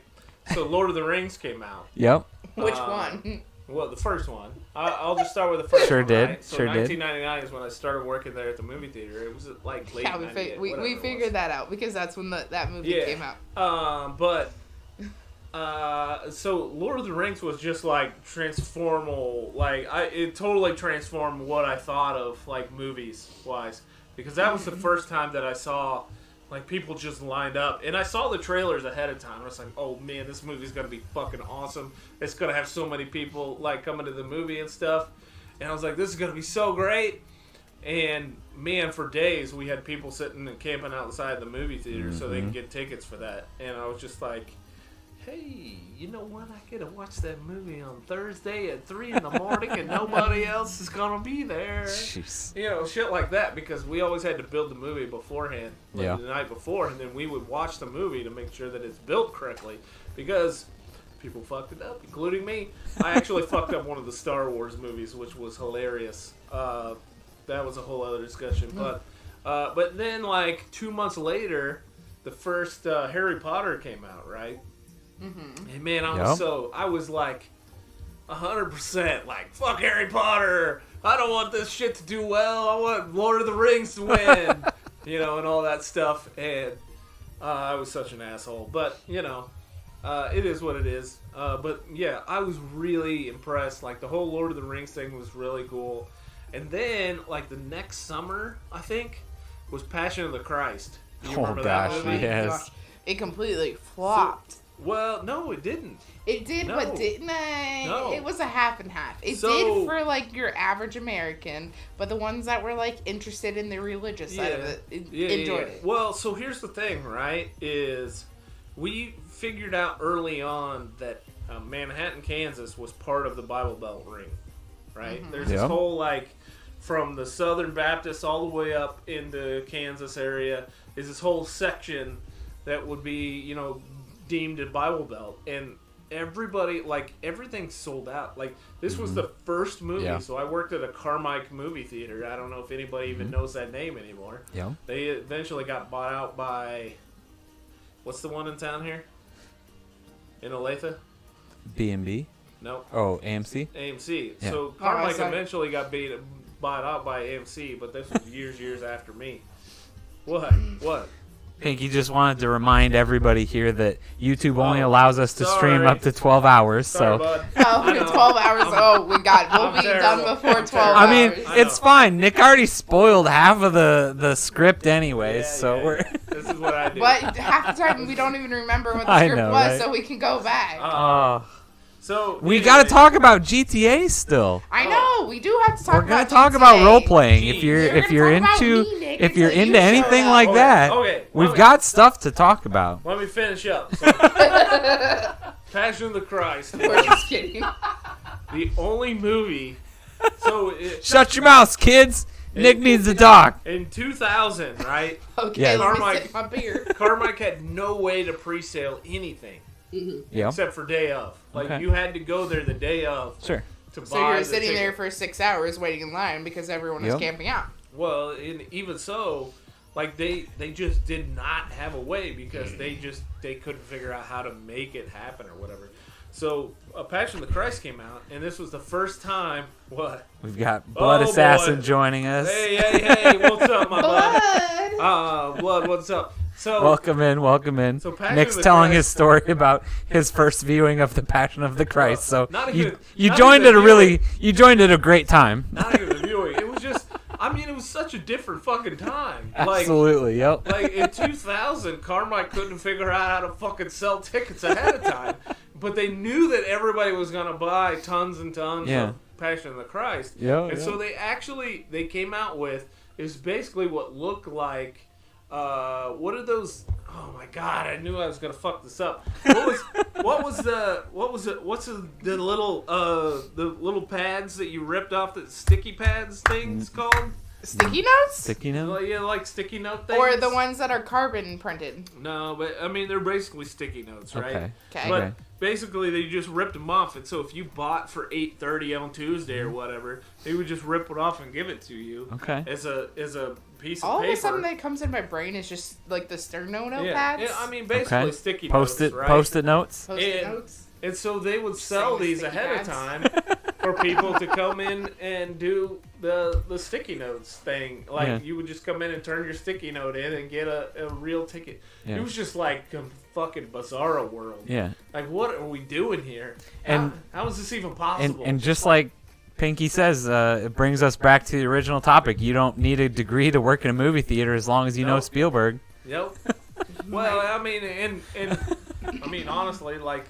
The movie theater was $5.15. They were minimum wage. Yeah. They didn't go fuck. No. Like I got free pop and popcorn whenever I wanted, and that was pretty Hey, much all I and got. that's got free awesome. movies. I still had watched to a ton of free I had to movies. pay for all my stuff Yeah, when I worked yeah, my first yeah. job for I mean, I $5.15. shit you not. Like every Thursday night, when the new movies were coming out on Friday, I would watch movies from 2 a.m. until 5 a.m. or whatever, and I watched the best movies that came out. Right? I was like, I ain't fucking around, and I had enough seniority in.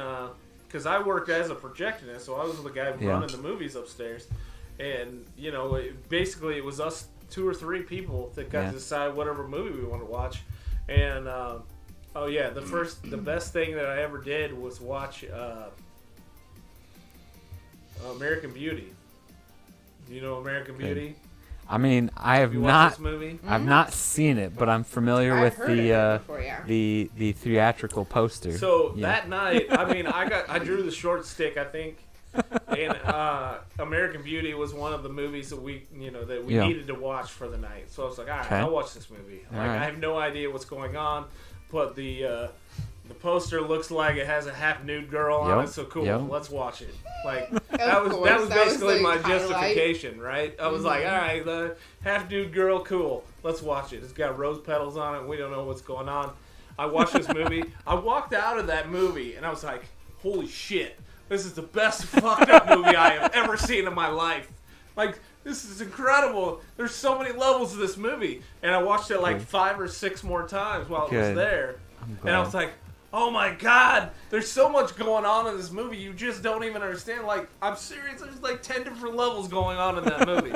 But it was like Inception before that was. Well, I mean, it's just like a whole bunch of stuff that like you don't pick up the first time you view it, and the second and the third time it gets better and better. Yeah. And so for the rest of that, what was amazing was that movie fucking tanked.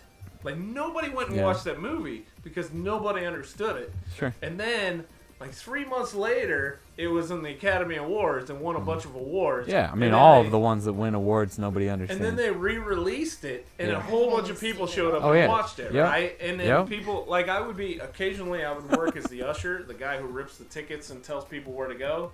And some people would come up to you. down to the hallway to the right. Yeah. And some people would come up to me and be like, well, what movie should we watch? I was like, you know, if you want to watch the most fucked up, weird movie that's awesome that you've never seen before, watch American Beauty. Like, if not, you can watch another garbage. But American Beauty is where it's at. And, you know, I keep sending people to American Beauty because I was like, this is So what you're awesome. saying in the long run is that American Beauty owes you royalties for you Probably. promoting Probably. it at the local movie Is theater American in Manhattan. Beauty a good movie if you do not have the audio to accompany it? I don't know about that. Because someone said they watched it on mute, so that's why we're asking. Oh. Is it the same experience? No, Is it worth definitely it? would not be the same experience, but I mean, I think you get the gist of it without watching it with audio, but... Were there subtitles, Pinky? That's probably the more important question. Right. But yeah, I mean, it took me a 2 or 3 times to watch it before Yeah. I actually fully understood what was happening in the movie. Yeah, that means I I think don't that's- I don't want to watch that movie Yeah, at all. I rarely want to watch a movie one time. If I need to watch it 3 times, Yeah. absolutely Understand not. it, Well, No. and I'll That's put- why I never watched Game of Thrones, is because people told me that, oh, after season saying 1, anything else. it gets really good. And I'm like, then why would I want to watch That's it the- if that's it the doesn't thing, is, get like, good It was until... great. What do people But bitch no, about? I don't but know. the That's thing what is, season everybody one- told me, though. But season 1, like, that's the thing with the shows, is if Well- season 1, the first 2 episodes doesn't grab my attention, Yeah. then why would I waste my but- time continuing to I watch mean, it? Because, yes, okay, the I first get 2 that. episodes are within, like, introducing every single Right, character. and that's what I was It's, gonna say. Yeah, it's it explaining happens. the backstory, it's explaining Everything, everything. right? You don't even know anything about the direwolves Yeah. until like the second But- or third episode. But when you're telling me that I need to put like 12 plus hours into something I know, before yeah. it gets good, no thank you. No, No, thank you. I thought Like, it was what? great. I thought it was great right out of the gate, man. I love that shit though. I mean, Exactly. Like, god damn, I would love to go back 10 years and then watch that, like, you know, not knowing anything Yeah. about it and watch it again. Yeah. The first season, because the first season was just like, holy balls, what is going on? And, Oh, yeah. you know, I didn't have a ton of experience with, like, the books and stuff. Like, I had started reading them, but I didn't get in that far. Yeah. And it's so different. You were too busy watching American Beauty and Billy Bob No, Thornton and playing fucking yeah, I EverQuest. that too. Right? Pinky, that gets God. into a whole nother subject that we do not want to Again, go into. if you need Absolutely. the first season to just pass before something gets good, that's not instant gratification. No. That's That's too poor much. That's poor planning. That's terrible writing right there. Like, I don't know what. Man.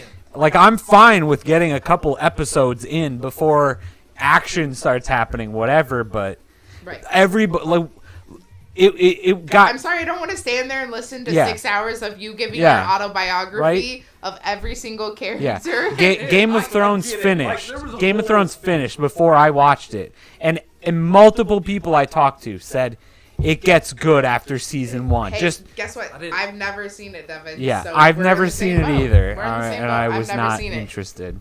I hate you both. We love you too, Nick. No, man. Oh my god! Do not rewatch The Office if you have not done that recently. Do not rewatch the first season.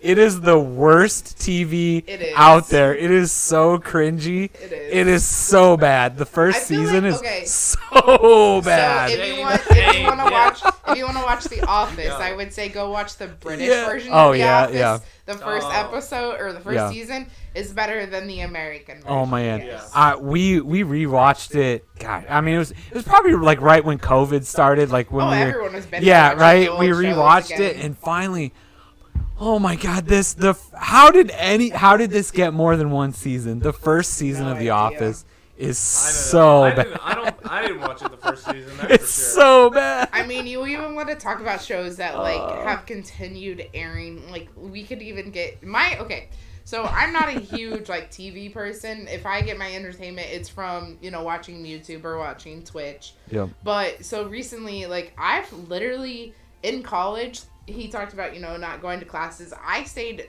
home and binge watched Grey's Anatomy, and Grey's Anatomy is now on like season 18. That's one I've like, never watched. How you want to talk about a show that's like continued season after season after season, and we're now on 18. Nah. I think almost 21 now. That's crazy. I'm the only one here that actually watches shows, apparently. I do not. I have my like 4 shows. Okay, so right now it's The Rookie Feds, Station 19, and Grey's Anatomy. I don't know what any of those The are. Rookie and The Rookie Feds are both on like those. Mondays. Those are too good. Yeah, and then Station 19 and Grey's Anatomy, and they cross over a lot. Grey's Anatomy and Station 19, which is on Thursdays. So. I'll take a refill. So, Devon was gonna ask me about GTA. Okay, all you. I'm not even gonna interrupt. You just. Nick's not here anymore because Nick already had his like 2.5 hours. I'm happy to listen for a few minutes. Nick had his 2.5 hours to talk about everything and anything he wanted. So. All right. Thank you, sir. I'm just kidding. So what was next here's on my your text? Okay, so I definitely want to talk about Brittany. So hi, that's me. Hi. High five. Brittany, please introduce yourself. So Brittany streams on Twitch as well as Kick. Now, okay, all right. And are you still doing Facebook? Are you still doing No, not okay. as much on Facebook anymore. So. I mean, definitely started in main Twitch, right? Yeah. And then Kick is now there as well. So originally back in the day, mained Mixer. Yep, R.I.P. which I rip. Oh yeah, absolutely. Rip. Rest in peace. I definitely miss Mixer. So for it sure. started out on Mixer, met a lot of friends and community on Mixer the most. And then, we all got the lovely tweet, hey, we're shutting down, we're closing the doors, go to Facebook Gaming. Your continuation will start there. I had just hit 2K, was kind of debating whether to apply for partnership with Mixer, and then was, just blindsided completely like everyone else. There's a clip actually on my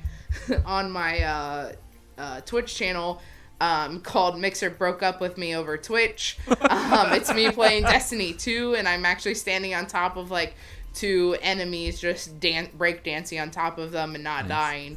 So it cracks me up every time I watch it. But yeah, sitting on Twitch right now full time, stream as much as I can. Working a full-time job, and for those that don't know, I work like 6 jobs on top of streaming and working full-time. So yeah. But catch me on Twitch. Adventures of Brittany is where you'll find me. Mostly main GTA RP.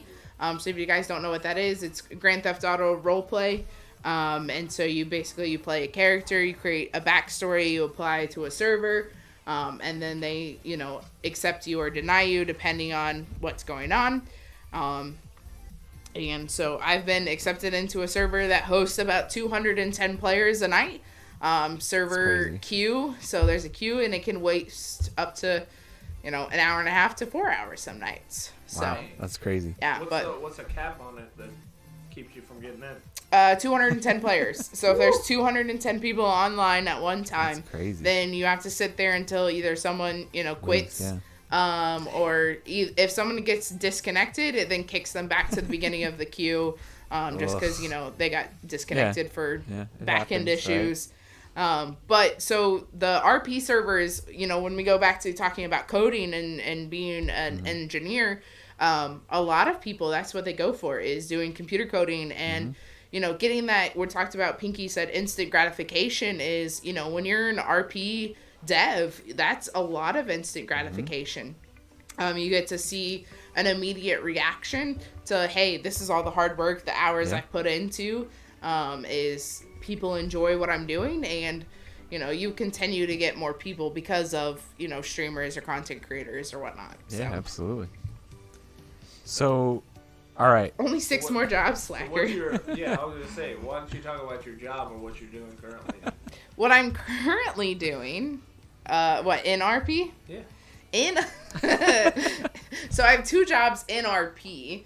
I actually am the owner and proud owner of so if you guys know anything about like the map of GTA, there's, the southern city. I haven't played GTA 5 in like 12 years. Okay. So there's a big map, and it's very spread out. 90% of RP happens, very city-based down in the southern part of the map. And then there's Sandy Shores and Harmony, which is more of your country bumpkin kind of folk. And then there's Polito, which no one ever goes to. It's the very northern part of the map. There's like maybe 2 or 3 businesses up there. No one's really up there. So we're kind of more in the middle. But I own a burger joint that I bought off of a motorcycle club back in December of last year that I've been running. And so right now, my character, her main job is that she works at the prison as a corrections officer, making sure that people don't come back to prison, even though we all know that they do, because there's nothing else to do in GTA RP than crime. So what happened to the old paramedic job? Oh, that was okay. So I used to be, as we call it, in another life, which is another character, long story short. I used to be a paramedic, and I was the chief of basically the paramedics. That character I actually killed off recently. Oh. And so she is completely dead. Basically, when you kill off a character, you no longer can bring them back to life on any other server. So you can't continue the storyline that you made for that character. You can use the name in the variation. So my character's name had changed, 2 or 3 times just due to either marriage. She got married, she got broken up with, marriage, her, boyfriend, husband died, fake his own death, whatever. Wow. Yeah. It is a lot of drama. It is a lot. And so, yeah, so she actually, due to some storyline that happened for the last 3 years, over 3 different servers, just because, servers come, servers go, just depending on developers and availability, I ended up killing her off. And to actually, it helped promote other people's, roleplay to continue a storyline for them. So that was one question I was going to ask you is your server controlled by a single person? No, it is controlled by an entire entity of people. Since Nick is not close enough to the mic, is your server controlled by a specific person? Oh, you're repeating the question. Yes. Sorry. No, it is not controlled by a single... I need to get 2 mics here. It is not controlled by a single person. It is controlled by a group of people. So you have the server owners, so there might, be 3 or 4 owners. Yeah. And then there's a development team, there's a moderation team, there's a support team. Because with RP, it is a real person behind these characters playing. And so, unfortunately nowadays, and I hate using this term, so I'm not even going to use it, but people are snowflakes. And so people's feelings get hurt, RP stories get ruined because somebody decided to do something. So there are, tickets that get made. So that's what the support team's there for, is to answer like, hey, was this a rule break? Do you get points? Basically, either, you get 14 points until you're banned from the, server or whatnot. So, yeah. All right, give us like the story. What's the best, like most funniest thing that's ever happened in role playing? Oh gosh, the funniest. So this is my first like time craziest, ever RPing. Yeah, my first time ever RPing. I just flew into a brand new server. Like my best friend of 6 years got me introduced into it. I decided to give it a try. I didn't have a car. I was really close to the police station, so I went running to the police station and. I heard gunshots. Okay. And so, don't think anything of it, just keep running. I'm like, oh, gunshots. Police station is probably the closest place and the best place That's to probably go. A good place to be, yeah. Yeah. I would think. You would think, exactly. So I go running up to the police station And the owner of the server ends up shooting me like twice in the chest because he was trying to test to make sure that the cat alert system, which is like if they get like shots fired calls, goes off correctly. And so he shoots me and I'm like, ow, that hurt. And he's like, oh my God, you're not he thought I was an NPC running towards him and not a real person playing on the server. And so forever after that, for the next year and a half, it was always a running joke that, anytime somebody new joins the server, he's just going to walk up to him and shoot him in the chest. So, oh, man. But if you ever hear me talking about it in real life, a lot of people always have to ask. They're like, wait, is this real life? And I'm like, no, this is a video game because it's so realistic. Yeah. But so you say it's so realistic. How do you come up with the stories, your character? Is it a reflection of your real life, or is it just something that you come up with? Is it a combination of stuff you've read or seen in movies? It's a combination. It's also really dependent on the group of people that you have, association with. So how I got connected with the server that I'm currently on is there was a group of us that were like, hey, we want to start a motorcycle club. So there's 6 of us that jumped in and we started an MC, and that's how I really got associated with it. And so it's basically you write your background story kind of based on everyone else's story. Hey, how do you know this person? How do you know that person? How do you know that person? And then really, you give kind of what are your opportunities? What are kind of some of your strengths, your weaknesses? And it's really just kind of, you can base it off of your real life if you want. But the reason a lot of people do RP is to escape their real life, to get away from kind of just what are they going through personally, and just to kind of go, I want to live another life for 5, 10, 15 minutes or whatever. For me, sometimes it ends up being 7 hours. Yes. Sounds like you're describing video games. Exactly. Yeah. So, yeah. Well, I have another question. Okay. Let me move in here a little bit. As I knock over chat. You're fine. Okay, so I had a question about, I've seen a few videos, YouTube shorts of GTA role-playing, and the guy is a police officer who's going to a crime of some sort, and he seems to be using, to my knowledge, or at least what I've seen in the comments, is valid police coding and things of that nature in order to do their job. And they're like, oh man, this guy's doing a better job than our local cops or whatever. Yeah. And saying that stuff. So I guess my biggest question was are these people IRL cops? Yeah, are they RL cops, or are they people that want to be cops, or are they just people that have learned, I don't know, or say they want to be there, but they're not, and they're just learning the stuff on their own by, something else that they read on the internet to try to beef up and make it feel like real life? Yeah, so I would say that 90% are not IRL cops. There's only maybe about 2% of people that are actually IRL cops in real life. And so that, kind of realism of them actually doing the job day to day helps the other people. And so they're more the people that train everyone to say, oh, hey, this is the coding, this is the lingo. And it's very standard across any server that you go to, of, the feel or the coding, or a lot of the debate always gets into, do you just use, do you use the 10 codes? So when I say 10 codes, they mean 10-4, 10-6, 10, are you going, are you available? Are you not available? Whatnot.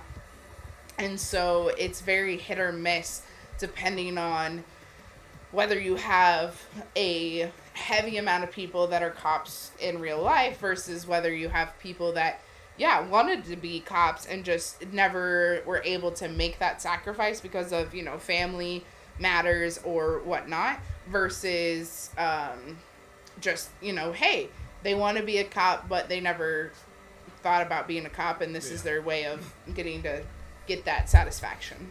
Yeah, and I guess another kind of follow-up question is, I feel like, and again, this might be just based on the shorts, but I feel like that I see a lot of shorts, YouTube shorts that pop up that are like this cop throwing out the lingo and walking in and shooting each other or whatever, or there's this shootout, and you know, we know, at least in a normal real life, that shootouts are rare, very rare, right? Like, there's most, I think, and again, like, this is me talking out my ass, and I don't actually have something to actually back this up, but I think that I've read in the past that most officers never pull the trigger once in their entire 40 years of being a cop or whatever.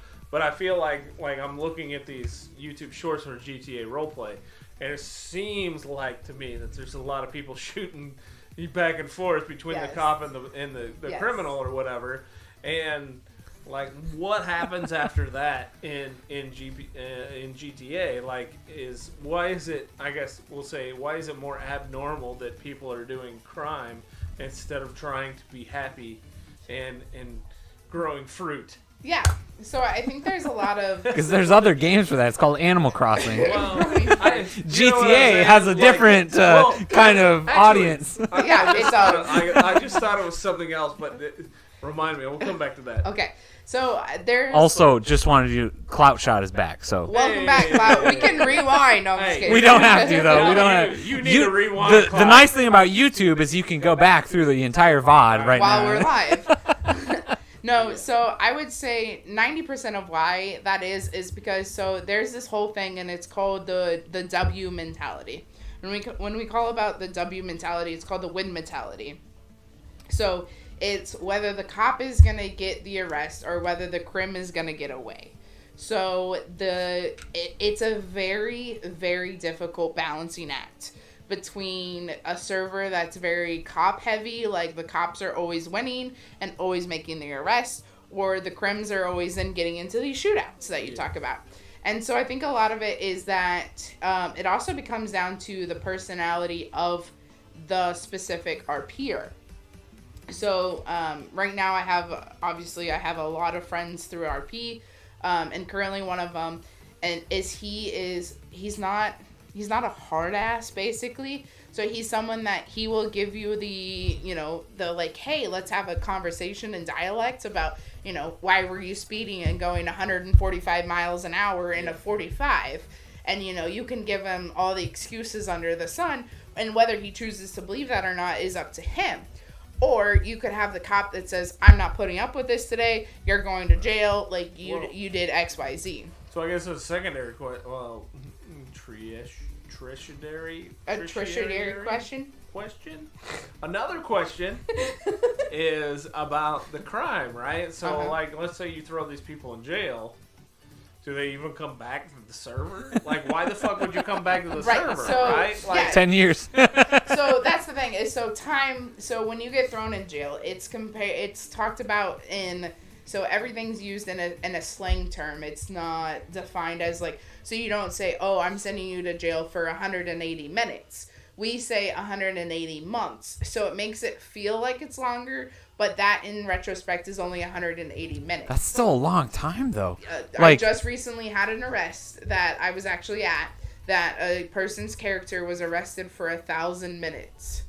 They had to spend 1,000 minutes in the prison. And so if they stayed awake for that time, it was 17 hours awake that their character would be in prison. If they slept, so we have a rule, basically, if your character sleeps during that time, it's a 4-to-1 ratio. So if your character sleeps for any time, it's 4 minutes is like 1 minute off of your sentence. So it was going to be like 86 hours that person, so it was like 4 days of RP work that person's character was going to have to be in prison.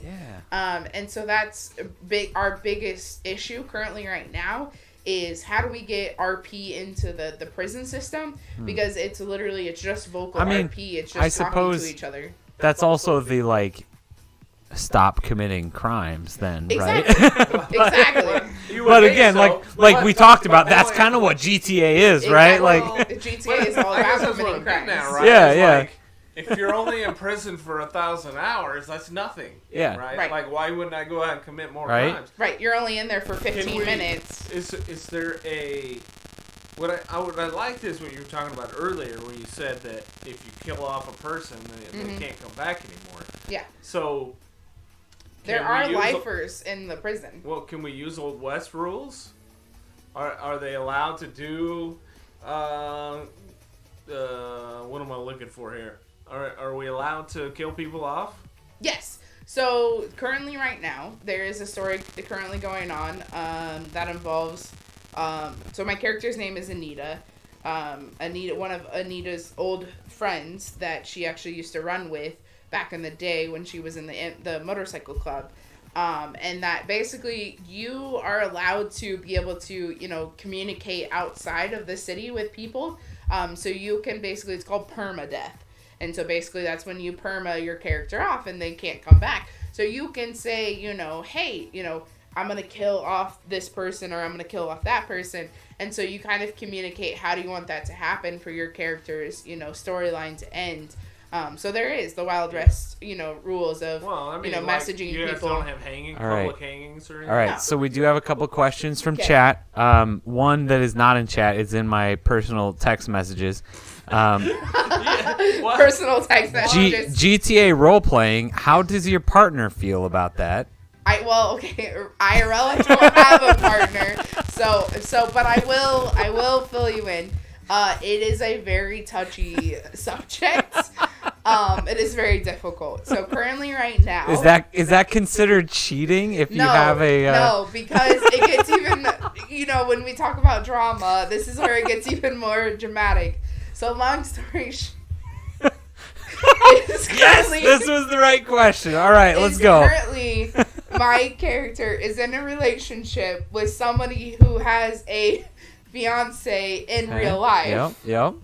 So, and his fiance plays in the server as his brother's, brother or sister. Okay. And so, his best friend's sister. Huh. So she is constantly, with us in our circle of group, and here I'm sitting there flirting with her actual, IRL man. And so, yeah.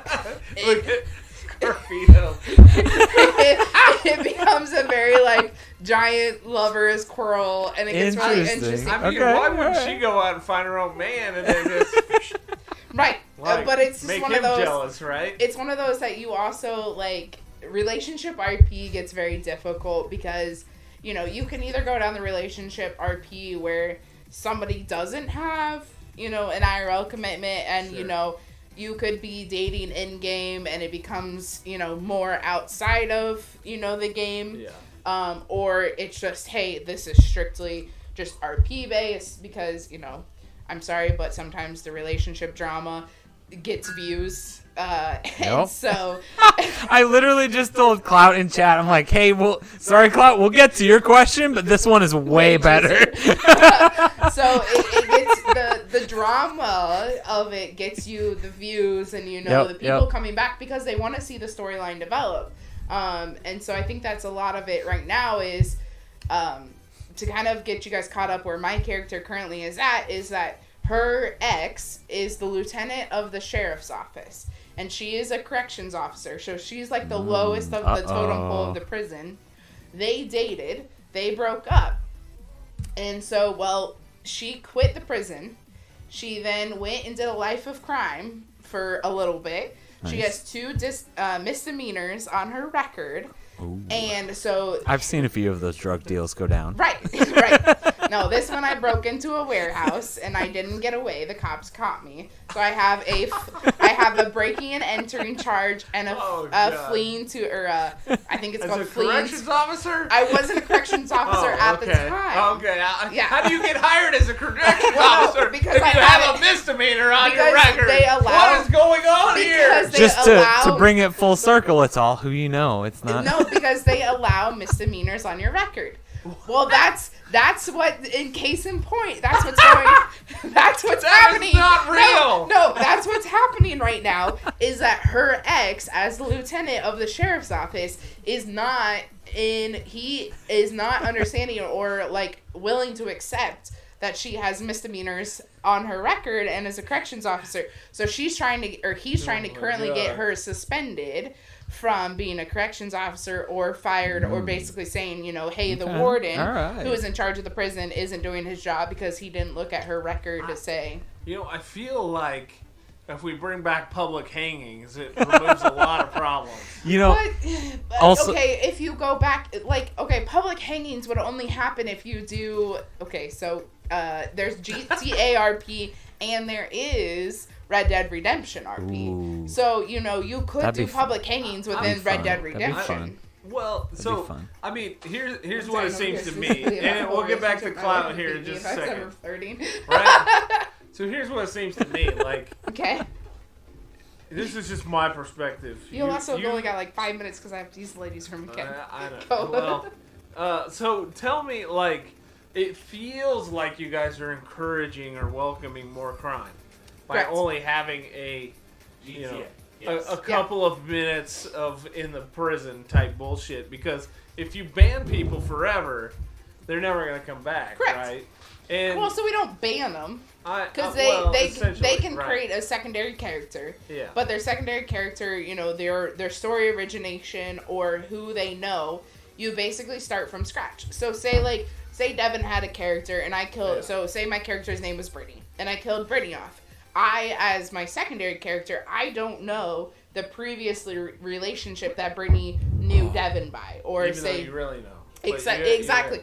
As me, as the RPer, as a IRL person, I know, but my character, and that's the hard part about RP is how much do I know as the IRL person versus my character? Do they know that you know? No. Okay, so when you create a new character, everyone else on the server doesn't know that you're that former person. It depends. They probably pick that up on your voice, right? Yeah, they pick it up by your voice, but if you use a voice mod changer or something, then you can get away with a lot. How many people use voice mod stuff? Ooh, that's a good question. I would only say it's actually quite a low number. Yeah, I would say only 15 to 20% because you want to get into the tech conversation is that voice mods. He's gonna get to the bathroom first, to the little lady's room first. Don't make me laugh. Is that only about 10 to 15% because yes, you have voice meter banana that's free, but you get into the Go XLRs, you get into Go XLRs minis, expensive. It gets super expensive, and a lot of people they don't RP to entertain an audience. Yeah, they just RP to RP. And I feel like if I did it, I would have one character. I don't think I could do multiple. I can't. I couldn't. Yeah, I don't think I could do that. I currently have a second character that's sitting there ready to be made. Right. Ready to start. Yeah. I just can't because that's the hard part is depending on who you know. And what your relationships are. Yeah. So right now, that'd be the hardest part. Not even coming up with a personality, coming up with a name. It's what does this person know about the world? Yeah, and it's basically you're coming in okay, this is gonna throw everyone way back, but say you've never played Minecraft before. Yeah, right. So you go into Minecraft and all of a sudden you get thrown on a modded server, but you have no idea the vanilla Minecraft. Yeah. How are you supposed to figure out modded when you don't even know the basics? That's basically what it is when you create a second character, it's I already know the modded version. Yeah. But now all of a sudden I have to take myself back 20 years and remember what the vanilla version because I have to act like I don't know my way around town. Yeah. I don't know this person and that person and this that. person. So, because right now I'm being asked to create a criminal character to run with a motorcycle club, and it's I have too much going for my main character that I'm just I don't have the time commitment to be able to. I feel like if I was going to create a second character, it'd be basically the same character on a different server. Let's start a GTA romance. Okay, Scarfino. Find me on Production RP. Welcome back, Nick.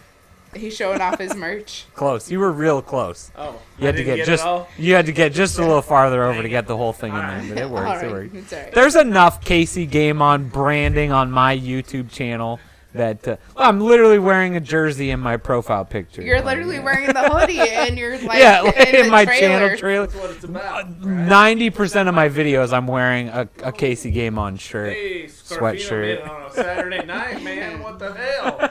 Well, was up, dude. That was for Jacob, but we can all work together. Oh, okay. I'm sorry. I didn't mean to get in between you and Jacob's romance over there. Other questions. What was Clout's question? Do we need to go sorry. back to Clout? I mean, he's not here anymore, but it's fine. Hey, it's Tay. Hi, Tay. He asked, can you die in prison? And if you do, can you come back? But welcome, Tay. How's it going? Hi, Tay. Clout's here. Clout's hey. back. So, Clout, to answer your question, so yes and no. So the only way that you can die in prison, so they currently just introduced actually what's called a death row inmate. And so basically we just had our first one happen the other day, where basically, so there are lifers in prison. So people who basically, that's all they do is they main prison life.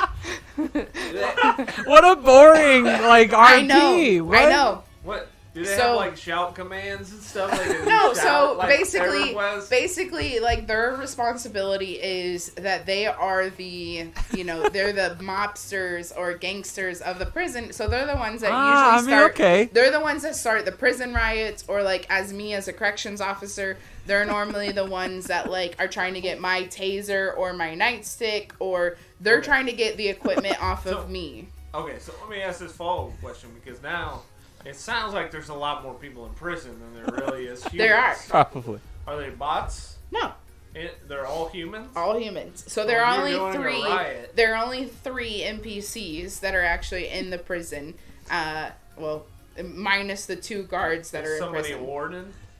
There is a warden. Yes. So there is a warden, a deputy warden. Do they get bought off all the time? No. No. Well, okay, so that gets into like a whole different conversation that I'm not even gonna get started on. I mean, is that the warden is never, let's just say this, the warden is never around to do his job, hence why the whole relationship RP of like, hey, she got hired with 2 misdemeanors is happening because of, hey, he didn't do his job correctly, so she shouldn't have had her job because the warden's not doing his job. So we got Turnt Tay in the chat saying that no way that he gets in here and we are talking about GTA RP. So Turnt Tay, I've known him for about he was streaming today and we did the whole, follow age command. I've known him for 2 years. Shout out Midwest Maniacs, rest in peace. Awesome. Okay. Yeah, and so basically, I was gonna say I recognize your name, but yeah, I'm like I'm not sure where exactly from. So Turnt Tay is actually currently working on a GTA RP server. He's on kind of the team as like the moderation support team, and helping kind of grow a server, and so they're working on deving it and getting it ready to open for their beta testing here. They said hopefully in a couple months. That's awesome. But we're talking about that as well because we wanted to talk about it since that's what I main 90% of the time. And then Scarfino says that I should probably roleplay the death row inmate chef. Okay. I could be the prison chef. I could probably do that. There is. We just some Coke in there. Or right. So we just if somebody pays enough. We just got the kitchen open. Yeah, we just got the kitchen open so that way the inmates have something to do while they're in there, is that they can work. Okay. So the lifers are able to go up for parole hearings. So you can apply for parole. Oh my gosh. I know, it's crazy. It's crazy. I love it, and I wish I had time for GTA RP because I feel like it takes more time than any MMO does. Correct. Like I can start playing World of Warcraft, and I can play World of Warcraft and just zone out while I'm doing it, right? Like I can watch TV. Like I can watch TV. I can do anything else while I'm playing World of Warcraft. But GTA RP is just different. Yeah. It's more in depth. Watching, so for those that don't know, my setup at home, I have 3 monitors. And so, I'm RPing on the main monitor. Like, I could not be watching a YouTube or a stream or anything else. Because, like, if I get distracted or I'm like, oh, I'm interested in what's going on there, and then someone's trying to have a conversation with me in RP, like, I can't split my brain to be able to do the 2 things at once. Sure. We're World of Warcraft, you're not having a conversation. So, you're able to have, let's go back to Game of Thrones, like, you're able to have Game of Thrones on in the background while you're just keying up and fighting enemies. Yeah. So. Also, Tay is interested in your jersey. Yeah, because we were talking about it earlier, and I was telling Yes. Tay, shout out the new Casey That's Game the On new merch. jersey. So, yep, Nick's got the black version on. I've got the white version on. It's got Brittany on the back. His has got, obviously, Nick the Nerd. I have my black version is over there. got the long I sleeve. don't You got I don't the long have it sleeve, on. right? Pachinko. Pochinko! Hit my knee on Pachinko. Sorry. So, I'm wearing my my standard Casey Game On T-shirt, shirt. not the jersey tonight, but also, it'll be Pinky, on by here the way, eventually. thank you for the Yeah, follow I got on this. Twitter. And just so you know, I got the sweet elite jacket that says Yo. Casey Game On. While you're talking about merch, I'm By running the way, away. There's lots. I took this to I'm running away. I took this to It's some good stuff. Firehouse Subs on Friday. I met a friend of mine, and I wore my jacket because I talked to Alexa, and it was 60 degrees. I was like, oh, I need a jacket, and it was humid as fuck, so it felt like it was 70 or 80 or whatever. Nice. And Yep. I had 2 or 3 people staring at me like, Yeah. WTF? So it's so interesting because I've had a Casey Game On hoodie for a long time, but it looked almost exactly like this shirt. It's like a navy blue that Yeah. just said Casey Game Very On. plain. Yeah, just plain. Look just like this shirt, except it was a hoodie. And I wear it everywhere. Never had a single person ask me about it. The day I get my my hoodie, the new hoodie that looks like this, right? Has all the fancy pantsy, like it looks like Nick's Elite jacket. elite jacket here, but it's a hoodie. But it looks almost identical to this, right? The day I get that, I go out in public and immediately somebody walks up to me and says, "Is that like a gaming convention type of like what is that? What is your sweatshirt there?" And I was like, "Yeah, let me tell you about it. It's pretty cool." Yeah. So I'm pretty sure it's literally just the style. It's just this style that people are like, holy crap, that's esports. That's like gaming. That it's not just a logo on a shirt anymore. Like this type of thing is finally esports, and I people got a recognize that, right? I got a bunch of looks from boomers for what. Oh, I can imagine. And they're just like, "The fuck are you doing wearing that thing? What is that?" Right? And Yeah. I'm like, "Hey, whatever." You're right. And I went and asked a friend of mine that I was with, and he was like, "Hey, I see that's a new Ooh. jacket or whatever." Should I go get the Clout Shot jersey? Yeah. Should I go get it? Sure. Should we show off the cloud shot? Yeah, let's see it. All right. Well, And while you're Cloud's on doing there, that, let's go. what other questions do you got, Nick? Now that I'm back. I really just like, what do you feel like? And I think I know the answer to this, but I still want your opinion on it. What do you feel like people get the most out of RP? role-playing GTA? Oh gosh. Like, what do you do it for? I would say the 90% of what I do it for is the connection, Yeah, the friendship, the the community, networking, the and- networking. Because a lot of people always ask, it's like, where do people do you RP with people from US? Yes. Do you RP with people from overseas? Yes. Like, who do I end up probably connecting with the most is both, to be honest. The time zones obviously have a very mass difference, but it's also depending on my schedule. So there's days, obviously Saturday and Sunday where I could RP, from 9 o'clock in the morning and I could hit the UK based people. yeah. Or right now I mostly RP from, 5 o'clock until 10 o'clock, Central Standard. And so I hit more the US based population. So, yeah. Yeah. And like Tay said, it's content. Honestly, I figure that's to me, it kind of parlay that into the Casey Game On things. Yeah. The whole reason why we're doing these things is for community. Right? Correct. It's Yeah. you need to get out of your shell to be able to meet other people. The reason why we're doing these things is so cool to find other people that like to do what you do. Yeah. And that's just kind of the whole thing, reason why all three of us are in this room, right? It's Yeah. we're doing this because we love gaming, we love the thing about The gaming and community everything and- about it. Yeah. And, that's what really matters to me is is that community aspect and just getting to know other people and having that connection. And one of the things that we float for, not to try to get too much into business, but like, one of the things I always talk to people about, we're constantly getting emails about, what can we do for other different events and side jobs and things. And I'm constantly talking about, like, we can, bring something to you that's inclusive to your group, and everybody has a common bond in gaming. Like, a lot of people, 90% of your people out there are gaming in some way or another every single day, and we can connect on that level to try to get people to, connect and be good, instead of just being divisive and other crap going on.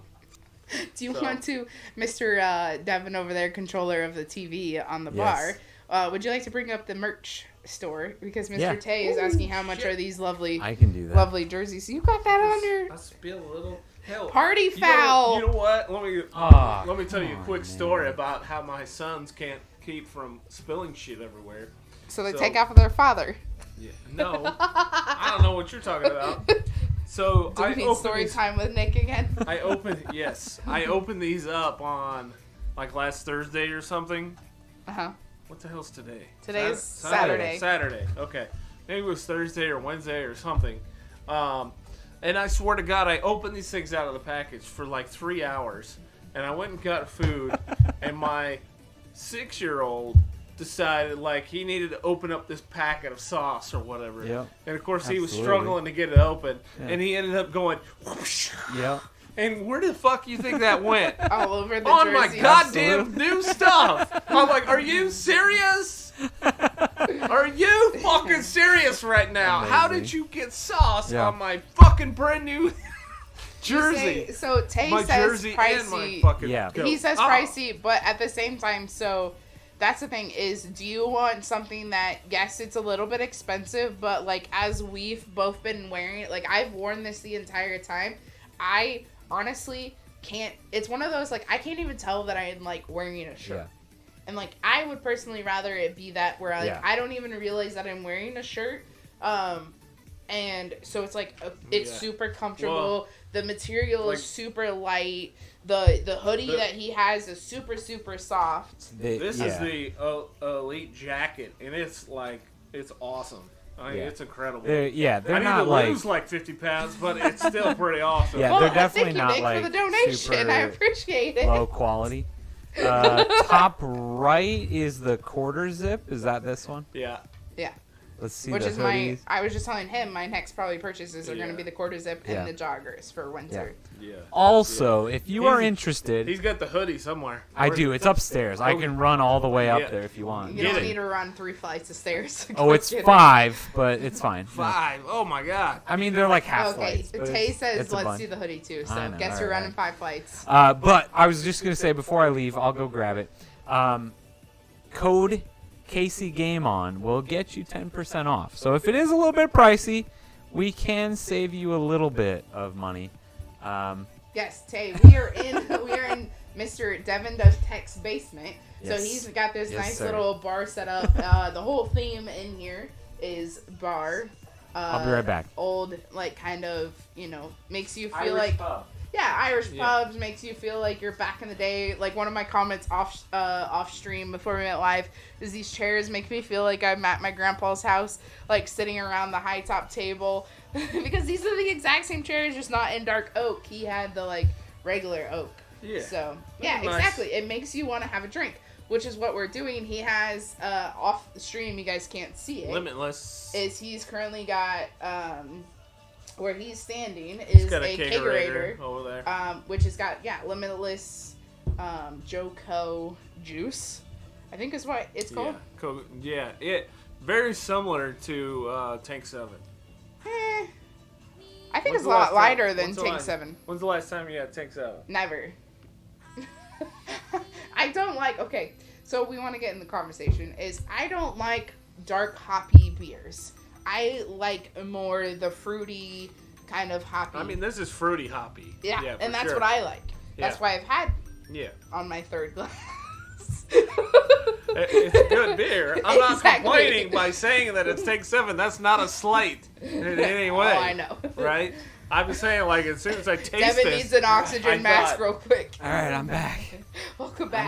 I'm back. All right. So Devon's going to model the hoodie here for us real fast. I'm definitely getting a hoodie, but I'm waiting until Payday? like November. Yeah. November. This is the pro like elite hoodie. There is a like standard hoodie I think too. Yeah. There's an elite jacket and elite hoodie. Let me switch scenes again. Oh no, go if you scroll down, in the store there's the normal. Oh my gosh. Can I just get the No. Do you know I have it backwards. Do you know how to hold a hoodie? There we go. No, That's the I back. Still have it backwards. Okay. Sorry. 6 flights of stairs. It was a lot. Oh my gosh. He's really struggling. Like, I mean, I could just put it on too, but like, yeah. It's a good looking hoodie. He's And struggling. it's got the nice tints of blue on the side, which are really cool. Yeah, it looks really nice. I like it a lot. You love your brewed beers and breweries? Yeah. Yeah, and Limitless is native to Lenexa, right? Yes. Yep. They started. So to flip around, so you got what's really cool is I got this blue streak right in the middle of the hood, which is cool, and we got the side spots for the blue on the side, which are cool. That's pretty awesome. I like it a lot. I definitely gotta get it. It looks comfy. It's warm. it's really nice. I specifically I ordered the jacket thinking I would have a few weeks to wear that it. hoodie appeared to have my name on it. I mean, if it like I say, if it disappears, I don't know who took it. It wasn't me. I've heard a lot of that, but I might just keep this one on the rest of the night. I'm definitely gonna get one. Cloud's jersey has disappeared. They're super nice. Not gonna lie. I've bought quite a few of the hoodies. I haven't bought nearly as many jerseys, but I've bought quite a few hoodies, and this is definitely up in there in my favorite. It's a really nice material. It's that polyester like mix whatever. It's not too thick. So it's definitely almost more of like the athletic wear type of hoodie, where it's not too crazy thick and like padded and stuff. It's not one of those like crazy cozy. It is nice and soft, but it's not thick. It's not like a crazy thick blanket. Yeah, it's not like a blanket. Yeah, it's nice and soft. Blanket. It's nice and soft. Did you just create but a new word? It's No, definitely that's a more thing. of like it's not. athletic type No, of thing. it is not a thing, Nick. It is too. Look it up on your phone. No, I'm not looking. Google It's like Slanket. it. That is I a thing. feel like this I is a swear. dangerous thing to look up Yeah, on my hoodie's phone. nice. Sorry. So, Clout, here is your jersey. Let's do it. Let's see it. I mean, I don't. If you want me to take it out and show you, I will. But there's your jersey right there. It is waiting for you. It's got your name on it. It's got your name on it. Oh man. Tay's changing his name to Clout. Let's go. Sorry, Clout. We got a new person. Hey, as long as somebody shows up and says my name is Clout Shot, they get the jersey. That's all You have to drink a beer. That's the only thing. That too, absolutely. That's the rule. You have to sit down and have a beer. And you have to answer all my dumb questions and listen to Nick for an hour and a half. But other than that, 3 hours, not even an hour and a half. Sorry, not sorry. Yeah, that's Devon, the thing. did you think of any RP questions while you were running away? I have a whole bunch. Okay. Talk a lot. I know, right? It's okay. We love you, though, Nick, for talking a lot. Because, okay, here's the thing. The reason I love Nick talking a lot during these is because Nick at actual events is so focused on everything else that you don't get this side of Nick. And so getting to be able to sit down and have these conversations, these podcasts, whatever you want to call them, with Nick is actually probably, you get to learn a different side of you than we get to see, as somebody who's been around Casey Game On for 5-6 years. Definitely true. Like when I'm at events, I'm very focused on The what's business going side. on right now and what can I do to make it better for everybody else there. Bray, I thought you were my drinking buddy while you babysit that whiskey. To be fair, that's number 3 already. Number 3 already. We've been here for a while. We've been here since 8. Feel free to unbox the jersey. All right, we taking it out. Uh-oh. Let's do it. Whoop whoop. We make the sound effect. Crinkle, crinkle, crinkle. Dun, dun. Let's see if I can hold this one up properly. Ow, that hurts. Ooh. Yeah, boy. Look at that shit. I like it. I like it. Cloud, his name fits like perfectly on the back. There it is. Oh yeah, it is. There it is. Take your keys, okay? Here you go. Here's the keys. Who wants some? I do have a pretty nice couch right up one flight of stairs, so It's literally That's- 5 stairs. that's about all you have to stumble if you need somewhere to sleep. But What if I that- have a ride today? it's also pretty expensive, so there's that. Oh. Does it have gamer tag? No name. I mean, it's whatever you want. This is customizable. When you go to the website and if you want to order a jersey, you can put whatever you want on it. This is customizable. So Put to whatever you answer want. your question, Tay, shipping time, they said 28 days to Oh process. yeah. Ugh. But granted, we ordered all of these jerseys for all of the KC Game On partners all at once. So obviously our bulk order took a little bit longer. So we say they took the full 28 days to process them, and that was not including shipping time to then get us the jerseys back. So we ordered jerseys It was about a month ago. a month. Yeah. It's been Yeah, about a it's- month it's since been a we while. ordered them. Yeah. So A little bit more. A little bit more, yeah. Month it and a was half? it was the 20th. It was the 20th. It would have been March 20th. And I got them the week after Casey Game. It was last week. So it was what, 5 weeks? 5.5 weeks? yeah, I don't Yeah. know if you can do like I know what you're talking No. about. Where the Midwest Maniacs jerseys, Yeah. we could put our gamer tag and then our IRL like name underneath. Yeah. You can just put on these, it's just your gamer tag or just your like whatever you want. So like mine Yeah. doesn't say the full Adventures of Brittany. I just put Brittany on the back of mine. The one that is different is the baseball jersey. You can customize the number as well. Yep. Yep. So you can put 69 on there if you want. Yeah, if you really want to, you can put whatever. So again, you get the one line of text. So you can put your name, your What? gamer tag, You whatever you remember what want, my and then number was? Yes. Yeah, I and just said then it, but- and then I know. your number. You I'm can so customize the slapping number. you. I But always yes, did there's a 00. bunch more stuff on here. A lot of it is the more casual stuff. So you've got the standard hoodies I gotta and get a baseball jersey. t-shirts and all that stuff with basic logos on it. If But I was a millionaire, I would just order one of everything. that's what I told Nick. I was like, okay, so one of everything. How much does that Yeah, cost? we were only Tay, we were only showing like the top like 6 things Yeah. or Yeah. 8 things. We weren't even showing the rest Yeah. of just the common. So these were all the normal, like like you said, the pricier things because it's customizable to what you want. Yeah. Versus where it's just your everyday wear. Yes. Like That Devon t-shirt had I was on. wearing under my sweatshirt here was one of these Yep. bad boys. the So, $30 text yeah. text Is it tee. getting blocked by the. Probably. Nope, it's not. This one. Okay. That's the one I was Yep, wearing yep, yep. under my sweatshirt. And to Good answer your shit. question, Tay, no, you do not have to be a partner to order a jersey. You definitely do not. Order a jersey with Brittany on the back. But you also asked about. That's fine, Tay. That's That would be fine. great. You That would be also funny. asked. Order a jersey with Brittany on the back. Someone, literally, they're trying to get a hold of me for tournament questions, and they're shouting at somebody else that has a jersey that says Brittany on the back. Brittany, why are you running away from me? And the person totally forgets that they even have a jersey that says my name on What are it. you talking about? That would be funny. Oh shit. Sorry, I'm getting hot. This is why I didn't wear a sweatshirt. Oh no, you're good. Where's the fan when you need it? No, I'm just Yeah, kidding. holy buckets. Man, don't you got I'm the back. AC turned on? Jeez. Dress change. It is turned on. I know. We turned our AC on too, man. That's Oh, absolutely. Today was ridiculous. not gonna do We- it. Okay. The AC was on like before we woke up this morning. I have not had my AC on this entire Oh, time. God. But Yeah. granted, I was gone. Like, so You I like to sleep in the sweat because I don't like to so sleep last in the night, sweat. okay, so last night I got home. So we go out and play musical bingo on Friday nights. And so we got home from musical bingo about 11. And I woke up probably solid at like 4 a.m. and was like, what is this muggy, like, humidness? Because I have my window cracked Oh, open yeah. with a fan blowing in.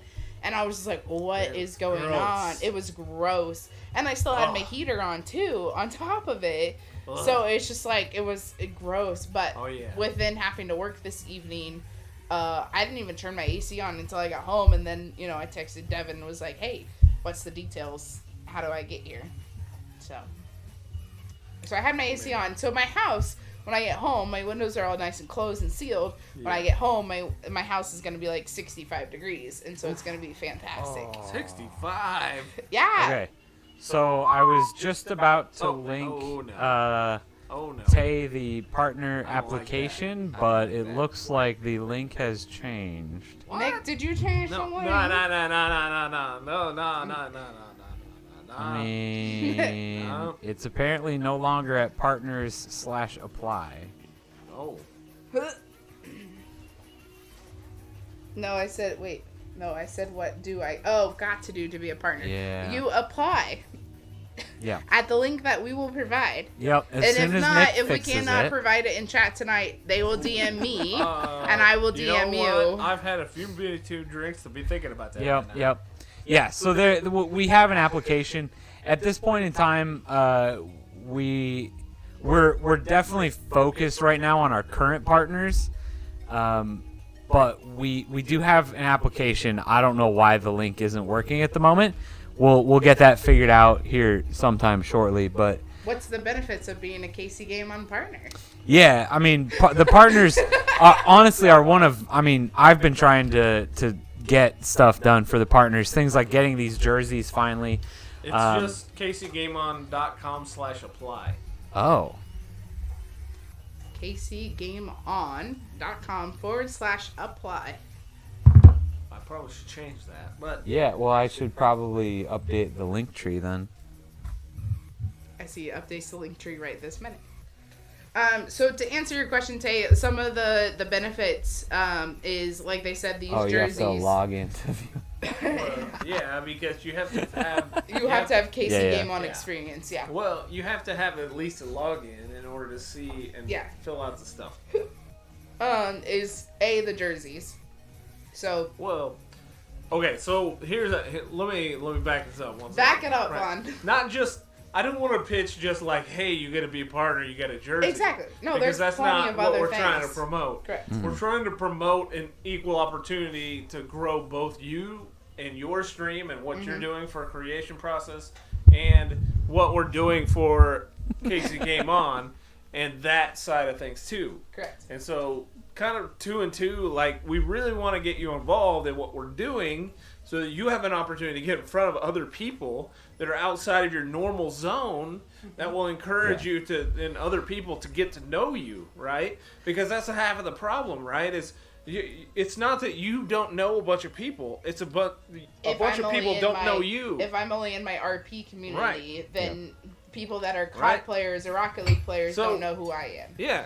Mm-hmm. And so by getting you in front of other people in other events that we do, that gives you a better opportunity to know. I don't know what's going on right now. I think Tay put in a YouTube Nick's like too a short, old for that reference. Put it in reverse, Terry. Terry, put it in reverse. Nick's too old for that. He has no idea. We'll show him that he has video no later. idea what's We'll going show on. him that video later. So regardless, if we try to position our partners in a way that they have an opportunity to meet and experience new things as part of our group and what we're doing all day to day and different events that we do. And that basically encourages more people to get to know them and it exposes them to other people that they wouldn't necessarily get through just posting on Twitter saying, hey, this is Brittany, I'm going live. Right? That only focuses on people who already know you. So what we're trying to do is grow all the other people. And we're trying to grow our partners in a way that will encourage them to, actually participate in what we're doing, but also an opportunity of them to get to know other people. And through that, also, helping us by basically advertising what we're doing and wearing our jersey, stuff, right? Yeah. And getting our jersey and that kind of stuff. Yeah. So, like, Going basically, to events, we're talking about hey, we've got this event coming up. We're talking about going to the Royals game, and we're going to pay for tickets so that people can go to that Royals game as part of the partnership of KC Game On, and that'll get them in front of a bunch of people at the Royals games that may not necessarily know who they are, and they'll stop and talk to us because they'll see a bunch of us walking around with KC Game On jerseys and be like, what the hell is this? I don't know what's going on. I mean, and you'll get to know for people example, like I literally was just working a catering event and I didn't have my like black polo on. I had, again, rest in peace, Midwest Maniacs jersey on because it's my favorite jersey. It's comfortable. And so a lady stopped me and we struck up a conversation about, what's like, she was reading it. She's like, what's Midwest Maniacs? And vice versa. And so it's just getting the word out there of like, hey, esports is a thing, and it's just going to your local places. Like, we just did an event at the Ball Event Conference Center locally. And so it's just talking about people. And so it's promoting KC Game On as, hey, this is something to do if you're into video games, and to come and to hang out and play games with the people that, we do these community nights Thursdays and Sundays right now. But to see face to face the people that I play with, or to, promote, new friendships that like this, like Devon has been doing these. How long have you been doing these now? This is episode number 14. Yeah, so it's episode 14. Once a week. And this is the first time like I've been a part of an episode. And so it's like these kind of things of promoting, like, hey, Devon, how can I, within the community, promote your channel, even though as a GTA RPer myself as a main, how can I promote your tech channel and push it out there further for you within the community? Yeah. And I think a lot of people don't realize that KC Game On does so much stuff. So I mean, first off, like, let's be honest, first events just in general, people see like, one event and they're like, okay, it's one event, right? But nobody understands the planning and everything that goes along with it. Like, we've already started planning for the next one. Yeah. We've already started planning for 94 and it's not going to be for months, right? And we've started planning for it. We're starting all this stuff and it's going crazy already. But outside of that, like, literally in the next month or two, we've got so many different things going on. We've got the Royals Gamer Night that we're going to be going to. We've got like, we're planning a partner like outing of just undisclosed thing that we're going to be doing in the future in June. Yeah, we've got a bunch of stuff. We've got and we've got the corporate esports cup that Nick was talking about earlier that we're doing, like, we've outside got just of like our an events. outing of us just getting together and grilling out, like, significant others. Partners are welcome to come. Like, bring your significant other, bring your partner, and we're just gonna grill out at someone's house. And we're gonna it's just like hang out, get to network, get to have a conversation, get to know somebody that you don't know outside of, hey, like, I know Devon as he's the tech guy, but like I don't know that Devon, like, I actually didn't even know that you had dogs until you were like, oh, my dog ate this. Like, how many dogs does Devon have? Like, that's what those are the things. Like, you may never know. Right? I may never know. They're all trapped in the bedroom right now. They are. They are, and they're not coming out until you guys leave. So it's also the get to know you guys, personally kind of conversations that people get to have of, just because, Devon's a tech streamer and I'm an RPer streamer and Nick's this computer nerd who does all these crazy things with coding and stuff, even if he can barely do it half the time. He's got a really good website. Like, it's a world-class website. You guys are staring at it just right now. It's a long story. It's a bunch of basically inside jokes. Don't worry about it. Man, I worked so hard to get this website. How many? I need to go back and watch my streams. How many of these 14 episodes have we just docked on your website? I try so hard. Like, we're always trying to improve every week on the website, but we only have a few hours, a couple hours a week to do it. There's so much time that goes into all this stuff. But that's also the thing that I think a lot of people with esports in general don't understand is that all of us work a IRL job, and our IRL job has nothing to do with esports. Yep. And so that the amount of time we put in for KC Game On behind the scenes is astronomical to the amount of hours we put into our IRL jobs. I don't even want to think about it. I know, you know. That's the crazy part. Yo. I'll get in a lot of trouble if somebody actually told somebody. Oh, I wonder who. Alright. Alright, moving on. It's a good thing nobody knows who you work for, so that's fine. Right. Nobody. Oh, man. Knows I always do that after 5 o'clock. Thank you. I've seen. I do a lot of my I shit you not. From 10 o'clock until 1 o'clock, I do a lot of fucking work. It's a lot of in work case the that game gets on. done. It is. You don't need to incriminate yourself. I'm just saying. Stop. No. I'm saying from 10 o'clock until 1 a.m. Devon is probably seeing dozens and dozens of emails that I've sent out between 10 my and gosh. 1 a.m. The amount of emails that come out between like midnight and 1 a.m. from Nick is just insane. Because that's when I have time to do it. Yeah. My kids are asleep. And I'm I am on the asleep. clock. I have full concentration to do Casey Game On shit. I am productivity value and level. Like is that's there. when I have a chance to do shit. Uh-oh.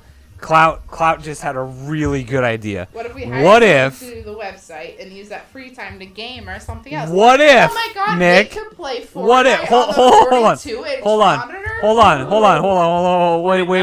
Wait. 49-inch 1 monitor. second. Sorry. What if, Nick? Let's just ideate this for a second. What if we hired somebody to do the website?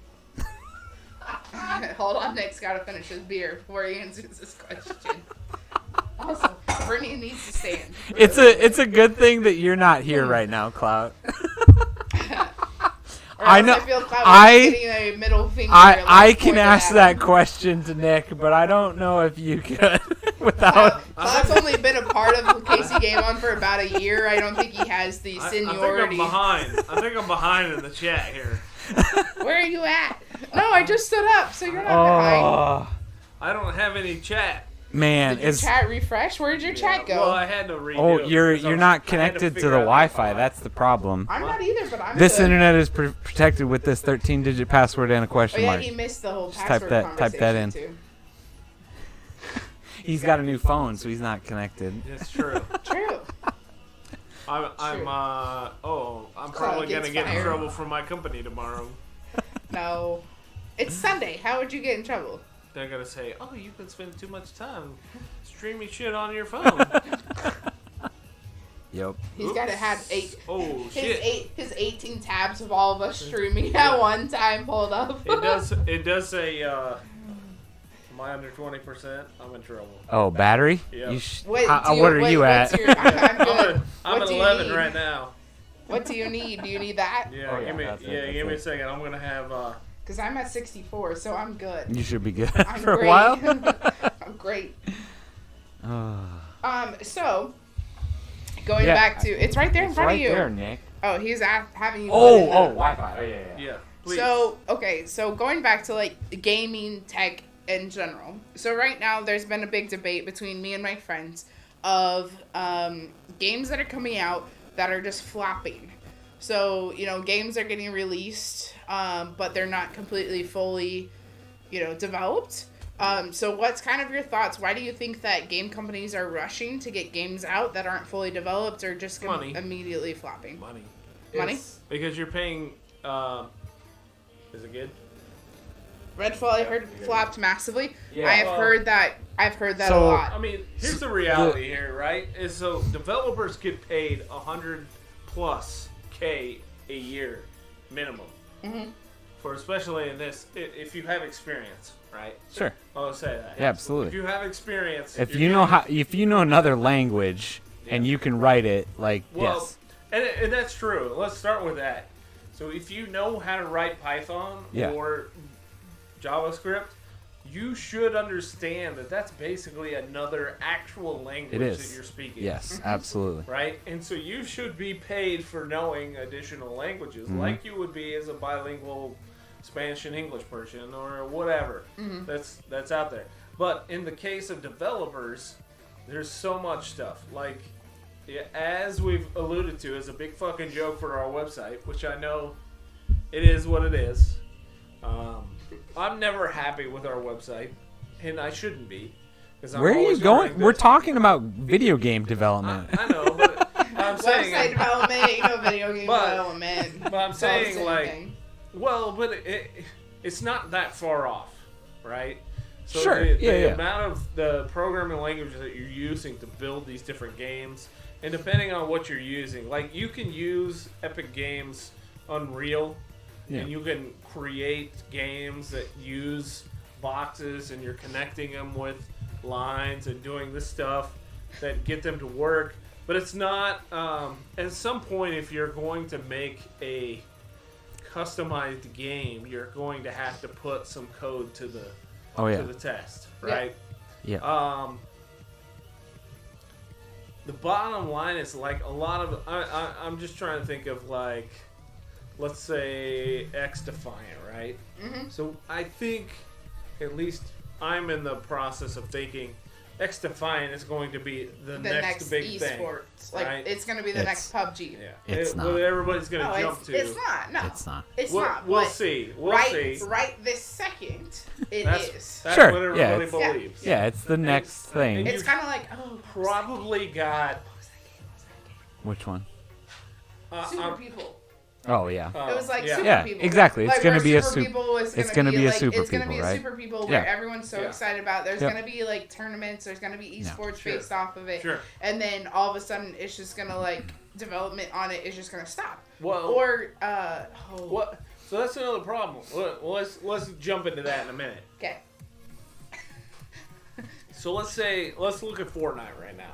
Oh, Right. God. Let's. So Let's. Fortnite. That's literally his daughter and Oh, wife yeah. are in the I'm- other I'm- room playing. I imagine my 6-year-old is They're all still playing it playing right now. Fortnite Oh, yeah. right now. She's still up playing If I Fortnite. wasn't here right now, I'd probably be playing Yep. Fortnite with Devon. Yep. Right. You would be. Wow. So- Just forget about me. It's okay. You're not. You're never on. You're out there playing RP, I know. GTA, I right? literally am. But you guys don't even message me to be like, hey, you want to play Fortnite? I mean, You can only have 4 people, so it's. Yeah, I know. it is what it is.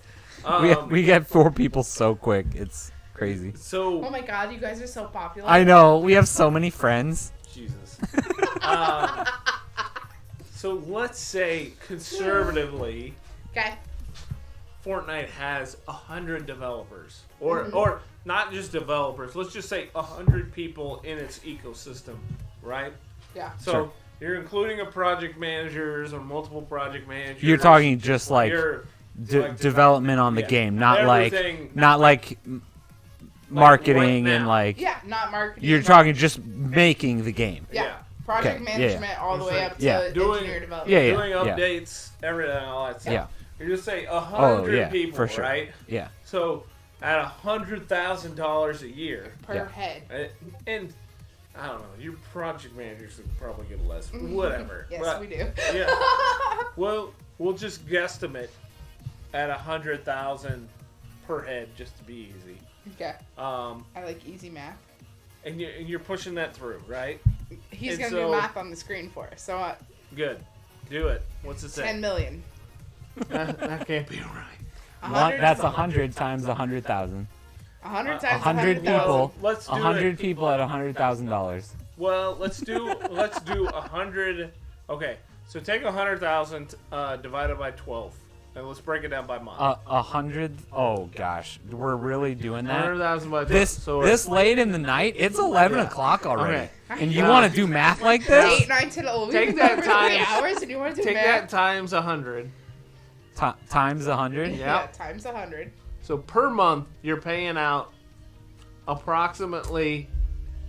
$833,333. So let's just say $1 million a Fortnite, month. which we know is popularly played, and people are paying a lot of money for skins and stupid shit. Let's just say at a very minimum, you're paying it $830,000 in payments, in pay, right, per month. Wait, what? Sorry, I got confused because it said What? before it was banned. Fortnite was never banned. Anyway, so Sorry, I was just trying to figure out how much money Fortnite brings in monthly, but it doesn't look like it's gonna be easy. Look up. Well, just look up Fortnite's net worth currently.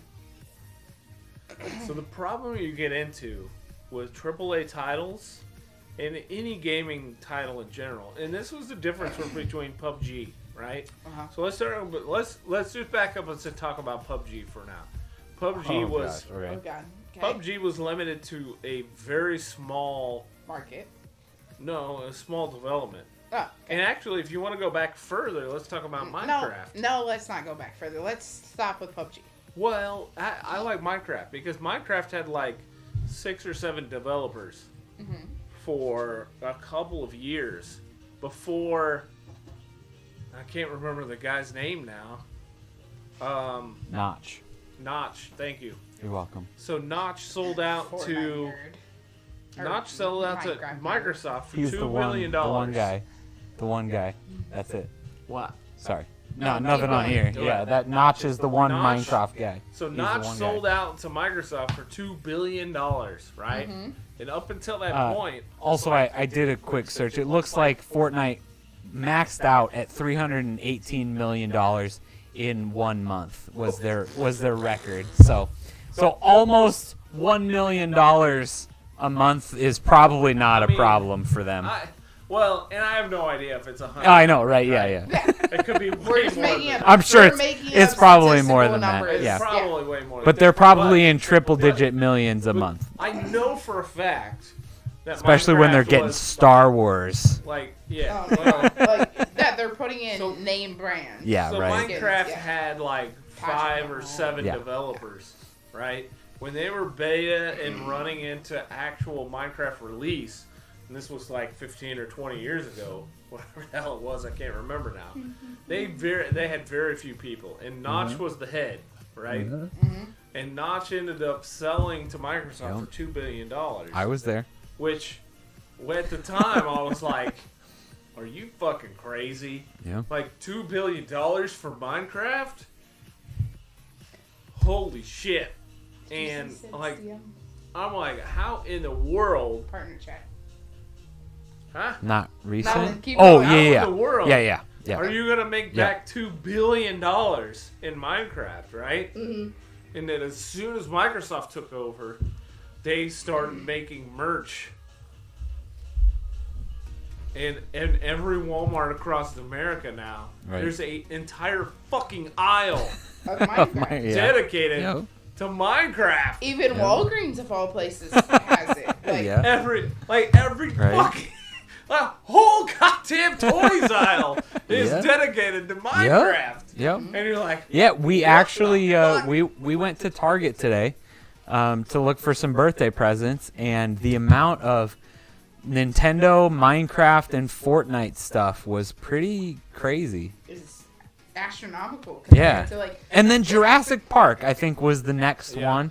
yeah. Which is so I weird. believe Well, that. dinosaurs. So wait, so now I understand now because I have a 2-year-old son, and also the amount of toys that have a dinosaur and some sort of car in one toy was incredible. Yeah. And the amount of times that he went car, dino, like at the same toy was incredible. I never put 2 and 2 together, but next time you go to one of those stores, look in the toys. Yeah. The amount of toys that include a dinosaur and some sort of car was just insane. The amount.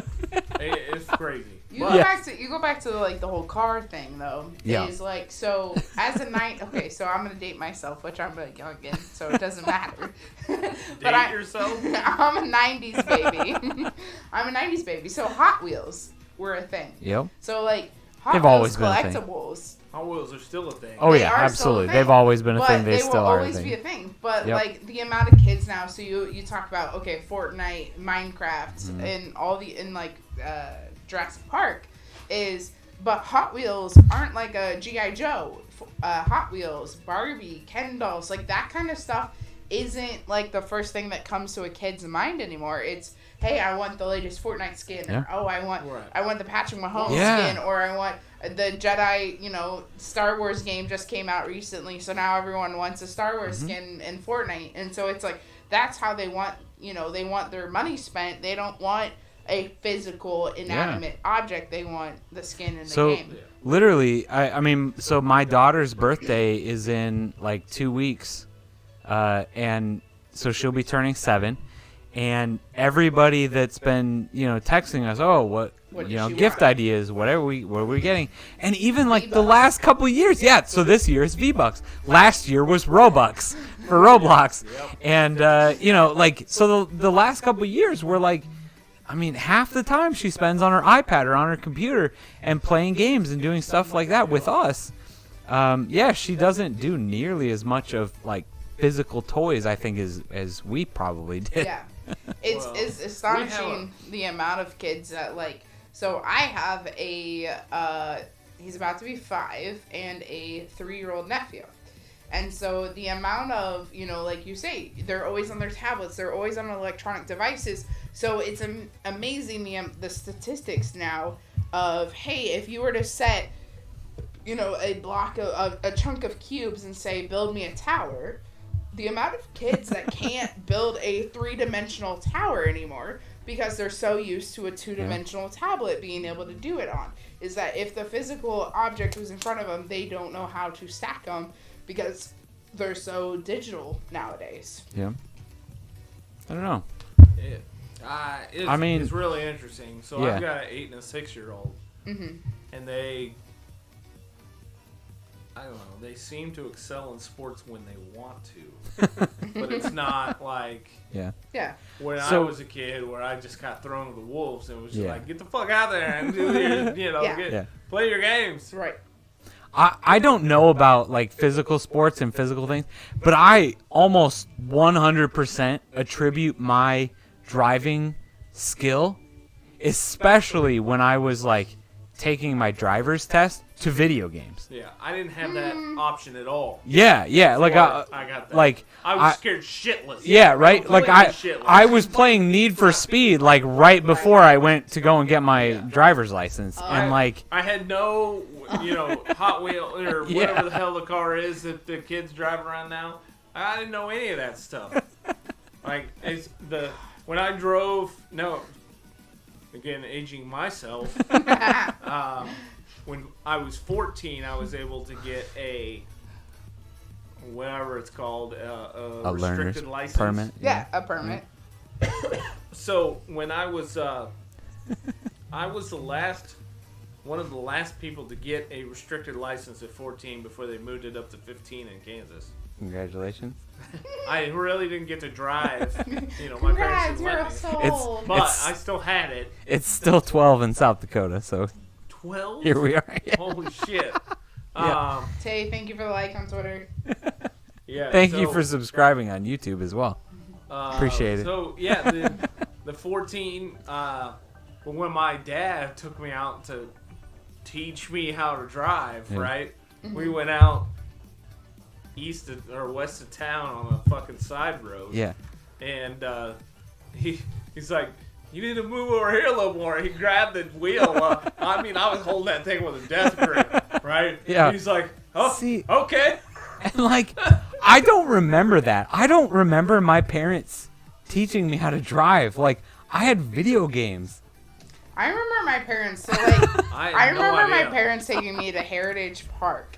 Of all places, like Heritage Park, because you could just drive in circles. So like literally we would just drive in circles around Heritage Park, and then we would pull in, and then we would park, and then I would have to back out, and then we would go drive around again in circles, and then we would park at one of the little lots, and then we would just drive in circles. And then like once I graduated from Heritage Park, it was going to the church and driving around the church parking lot. Yeah. And then it was like, okay, once you've graduated that, for us, like we live in the Kansas City metro area, so for us it's driving on Santa Fe, like of the most busiest streets in all of like Olathe, Santa Fe.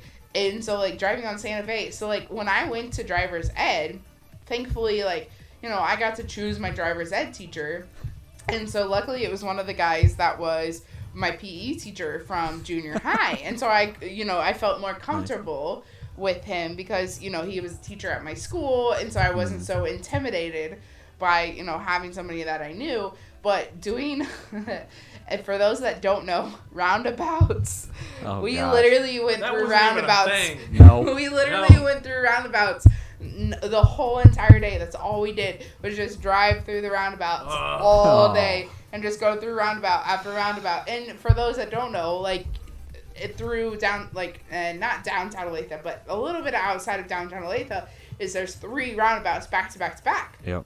That's all we did. So you went through the first roundabout, you went through the second roundabout, and the third roundabout, you squared all the way back around, and you went through the second, and then you went through the first, and then Kill you just... me now. Exactly. Yeah. And then, like, so we talked about, technology-wise and growing is that cars, parallel parking.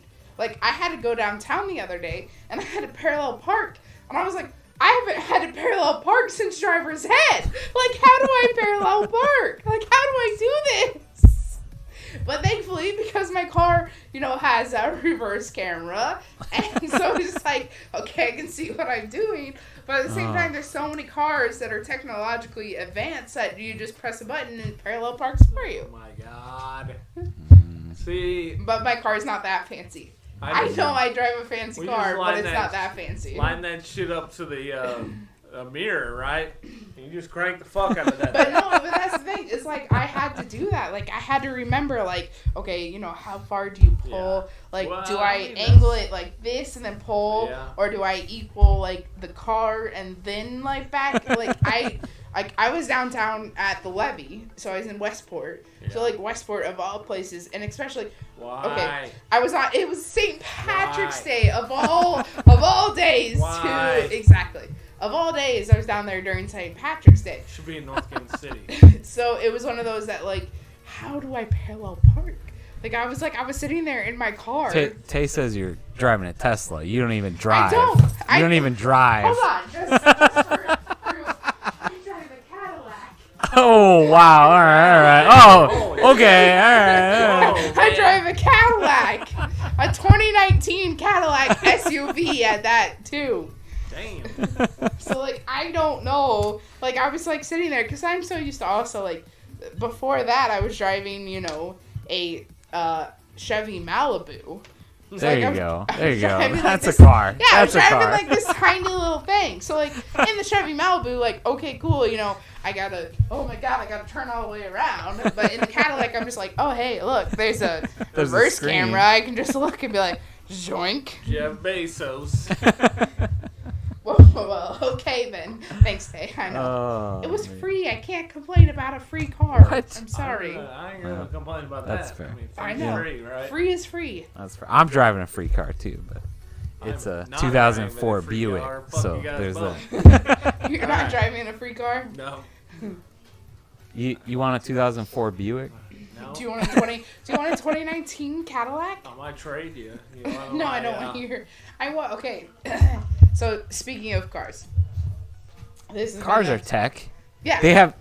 I just want to say this first. Cars have the absolute worst tech, and I will never understand it. It is so insane to me. Supremely disappointed. I have a 2020 Camry. And every time I get on there and I have to push the audio button to fucking see the radio, I'm like, are you guys fucking dumb? What do you think I want to look at? The thing is even when you push that button, it's still a terrible experience. I don't get it that you're paying like double digits of thousands and thousands of dollars for a car. And here's the thing. This $400 screen in my pocket is a million times better than the screen in my car. A million, literally a million times better. I have started using the Android Auto, which is not good. It's not bad at all. No, it's better, but like. Better. But okay, it needs the computer in your pocket. But you can't. Why can't you just? It has to be wired, doesn't it? Yeah. The Android Auto has to be plugged into a USB port into your vehicle. I don't know. So an Android Auto has to be plugged in by USB via USB-C. Blah blah blah. Getting into technical. Hey, that's what we're here for. I know. Appreciate it. You're welcome. In order to work, so like. Long story short, so for those that don't know, I also sometimes on the side Uber, like Uber Eats or DoorDash. Mm-hmm. So my day, instead of just sitting there, listening to music or listening to, the radio all day, I will get in Discord voice chats via my friends. If I have it plugged in Android Auto, it will not play over my Bluetooth speaker. Right. And so if I have it, though, just Bluetooth, it'll be fine. And it'll think like I'm just on a phone call, and so, it'll show the phone duration, blah, blah, blah, blah. I have no idea where I was going with this. Okay. It's after 11 o'clock. I know. I was just going to say, honestly, like 2 hours longer than a normal podcast. Yeah, I was going to say, to be fair, I think we're a little bit longer than a normal show here. What So, else do you have on your list that you wanted to answer? oh my gosh. Honestly, we've not discussed You much. want to talk about this? The NFL draft. No. No? Not tonight. We can do that another night. That's a whole nother episode. Like, if you want to come back tomorrow. I mean, there's people. Look at this cool fucking hat. Like, underneath it says There's Kansas people City. tonight that when we were catering the Kentucky Derby recognized us as the company that catered for the NFL draft. Nice. So that's Cool. cool. That's awesome. Even though I didn't work it, but I have to go along with it. Yeah.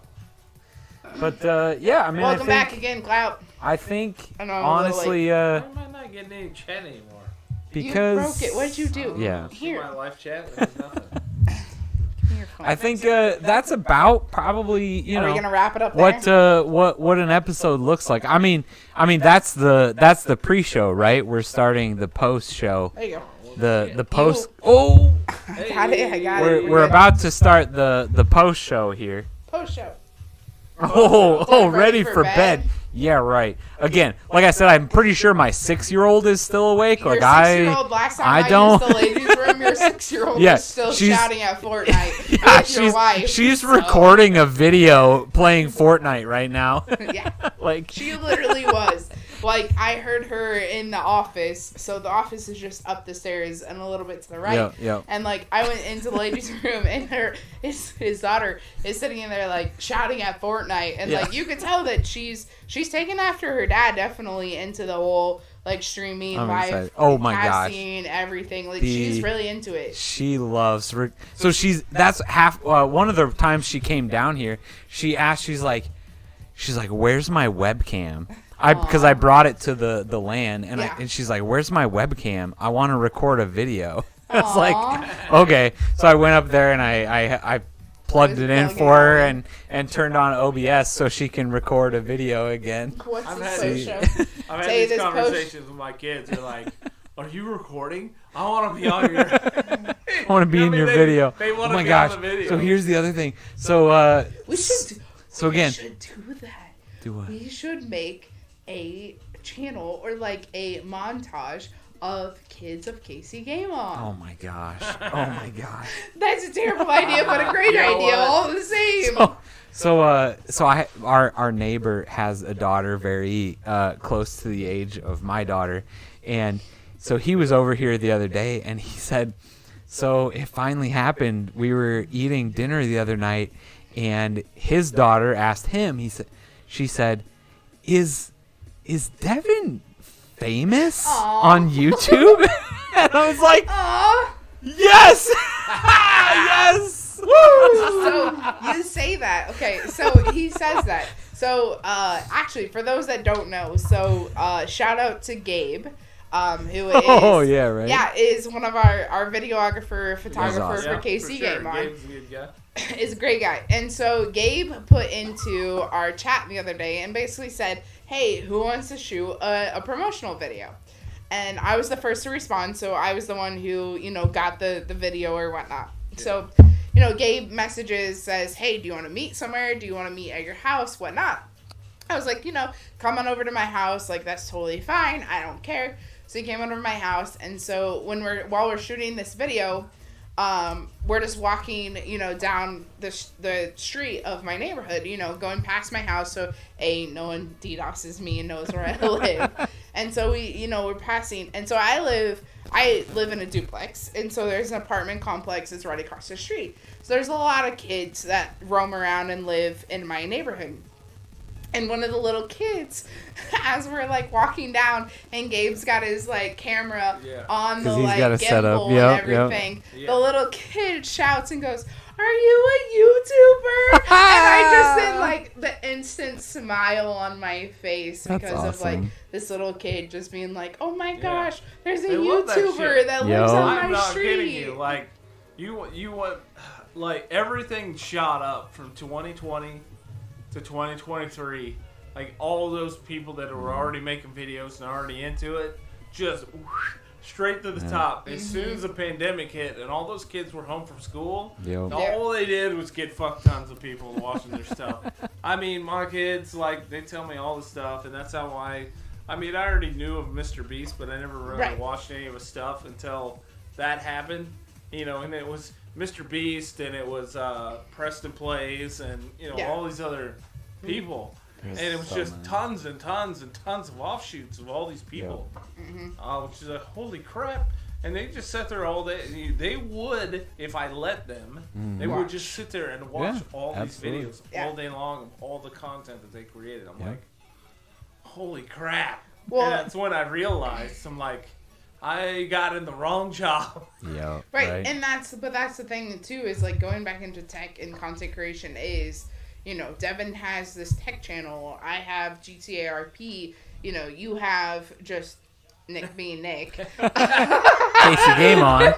He has Casey Game On. He has Casey Game On. But it's that whole thing of what is your defining moment of, like, for you said it's your next door neighbor's kid saying, you know, oh my God, is Devon famous on YouTube? For me, it was, you know, shooting this promotional video and going, oh my God, there's a YouTuber that lives on my street. And like for Nick, what it is, it's like, you know, when you got to do the MLB and the Royals, like, is that like one of your defining moments of like, hey, I've made it? I don't know that I don't know that I feel like that I've gotten there because I'm constantly trying to get to the next level. Yeah, I really want to do DreamHack size events in Kansas City, and that's what my goal has always been. Is like, let's do this event so we can keep going and get to the next one. Yeah. So I'll let you know, but you know, I mean, every once in a while I'll see somebody that recognized me in town, and I think it's hilarious. But I don't really. So when we have DreamHack KC, that's when you'll be like, all right, I made it on the map, I'm good? No, Casey Game On, Casey. Oh, okay, sorry, Casey Game On. When I can afford to have a Casey Game On in Bartle Hall, that's when I feel like that we've hit the pinnacle. Okay. Or at least the start of the pinnacle, right? Yeah. Because we need to, you know, the whole thing was like, it took 10 or 15 years for Planet Comic Con to get the Bartle. But we can do this. We just need to keep pushing to get there. And there's a lot of cost prohibitive problems with Bartle Hall, but that's, you know, for another story. We just got to figure out how we can get past that. Devon. I think that's in a different stream. I don't know. Go find it. I don't have time for that. That's on Nick the Nerd channel. It really is. It's a lot of... That's on Nick the Nerd Does Business channel. Yeah, honestly, that's actually on my list of like things to do is turn the Casey Game On channels into like here's a bunch of experts in the industry talking. Right. Well, okay, so you talk about experts talking in the industry so for those that don't know, we decided to do for Casey Game On 93, we decided to do like a panel discussion, and I think probably the biggest panel that had the most uplifting and like positive conversation around it was the mental health and gaming conversation. That's a good one. And so you talk about, okay, you know, the business side of it is how do you overcome the mental health aspect of it, of, you know, you get all these doors closing on you, and, you know, content creation even includes that, is like, you know, I've been streaming on Twitch for 5-6 years, and it's like, okay, you know, I see my channel hitting 2K, but I'm just short of it, and it's like, what do I do to expand that? Like, what do we do? You know, Devon's sitting at, what are you sitting at for subscriber wise? 344. 344. What does Devon hit to hit 350? 1,000. Yeah, to 1,000, to the 2 million. Like, what do we do to keep expanding? Excuse me, even the KC Game On brand. Like, you know, you hit KC Game On Twitter, and it's like, what are we sitting at on Twitter? And it's like, how do we get to that next level? Yeah. So, and a lot of it is like we talk about cross promoting. Is, you know, doing kind of some of these things. It's like it's cross promoting.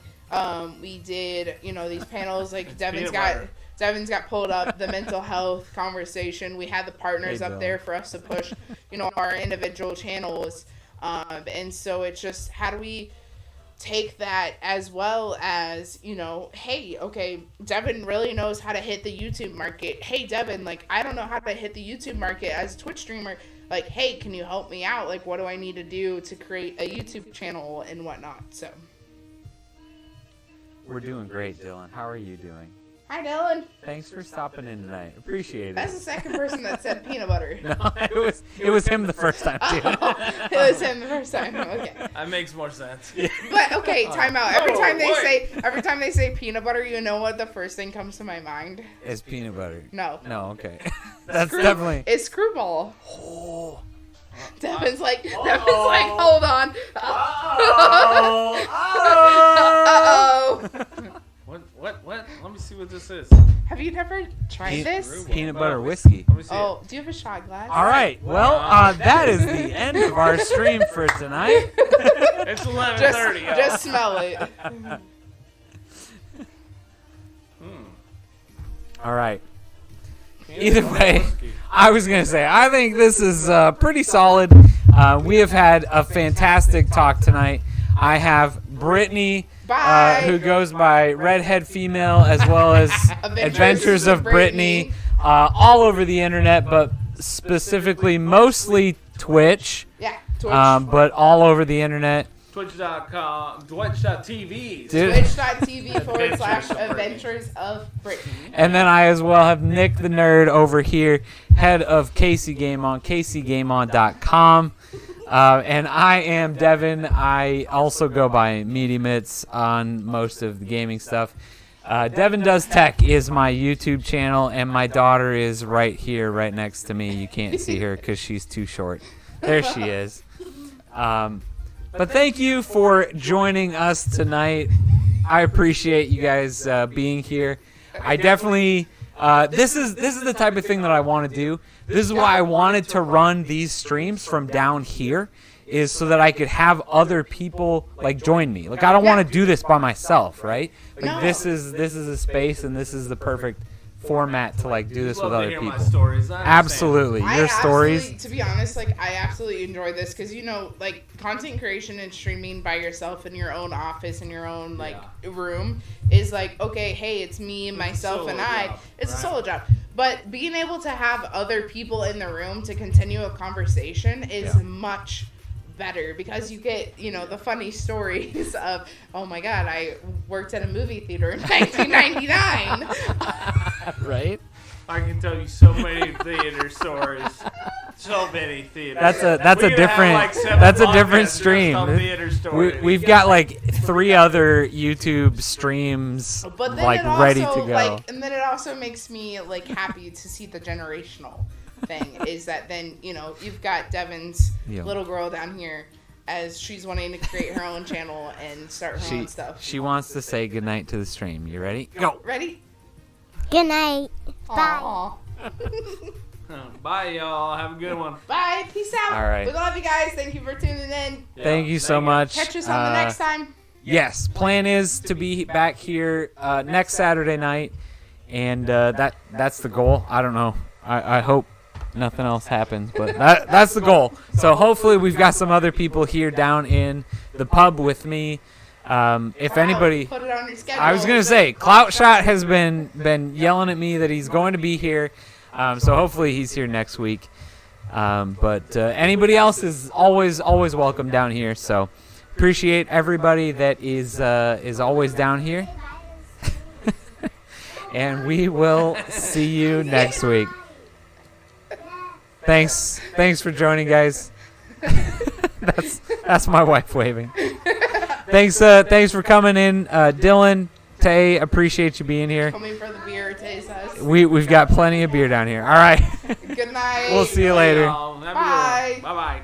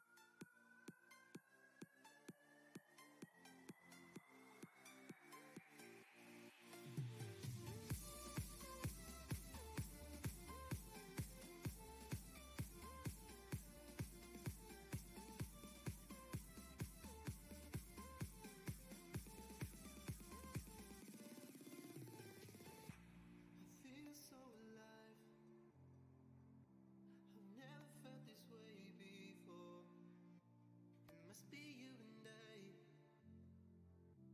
It's got me thinking about us more as these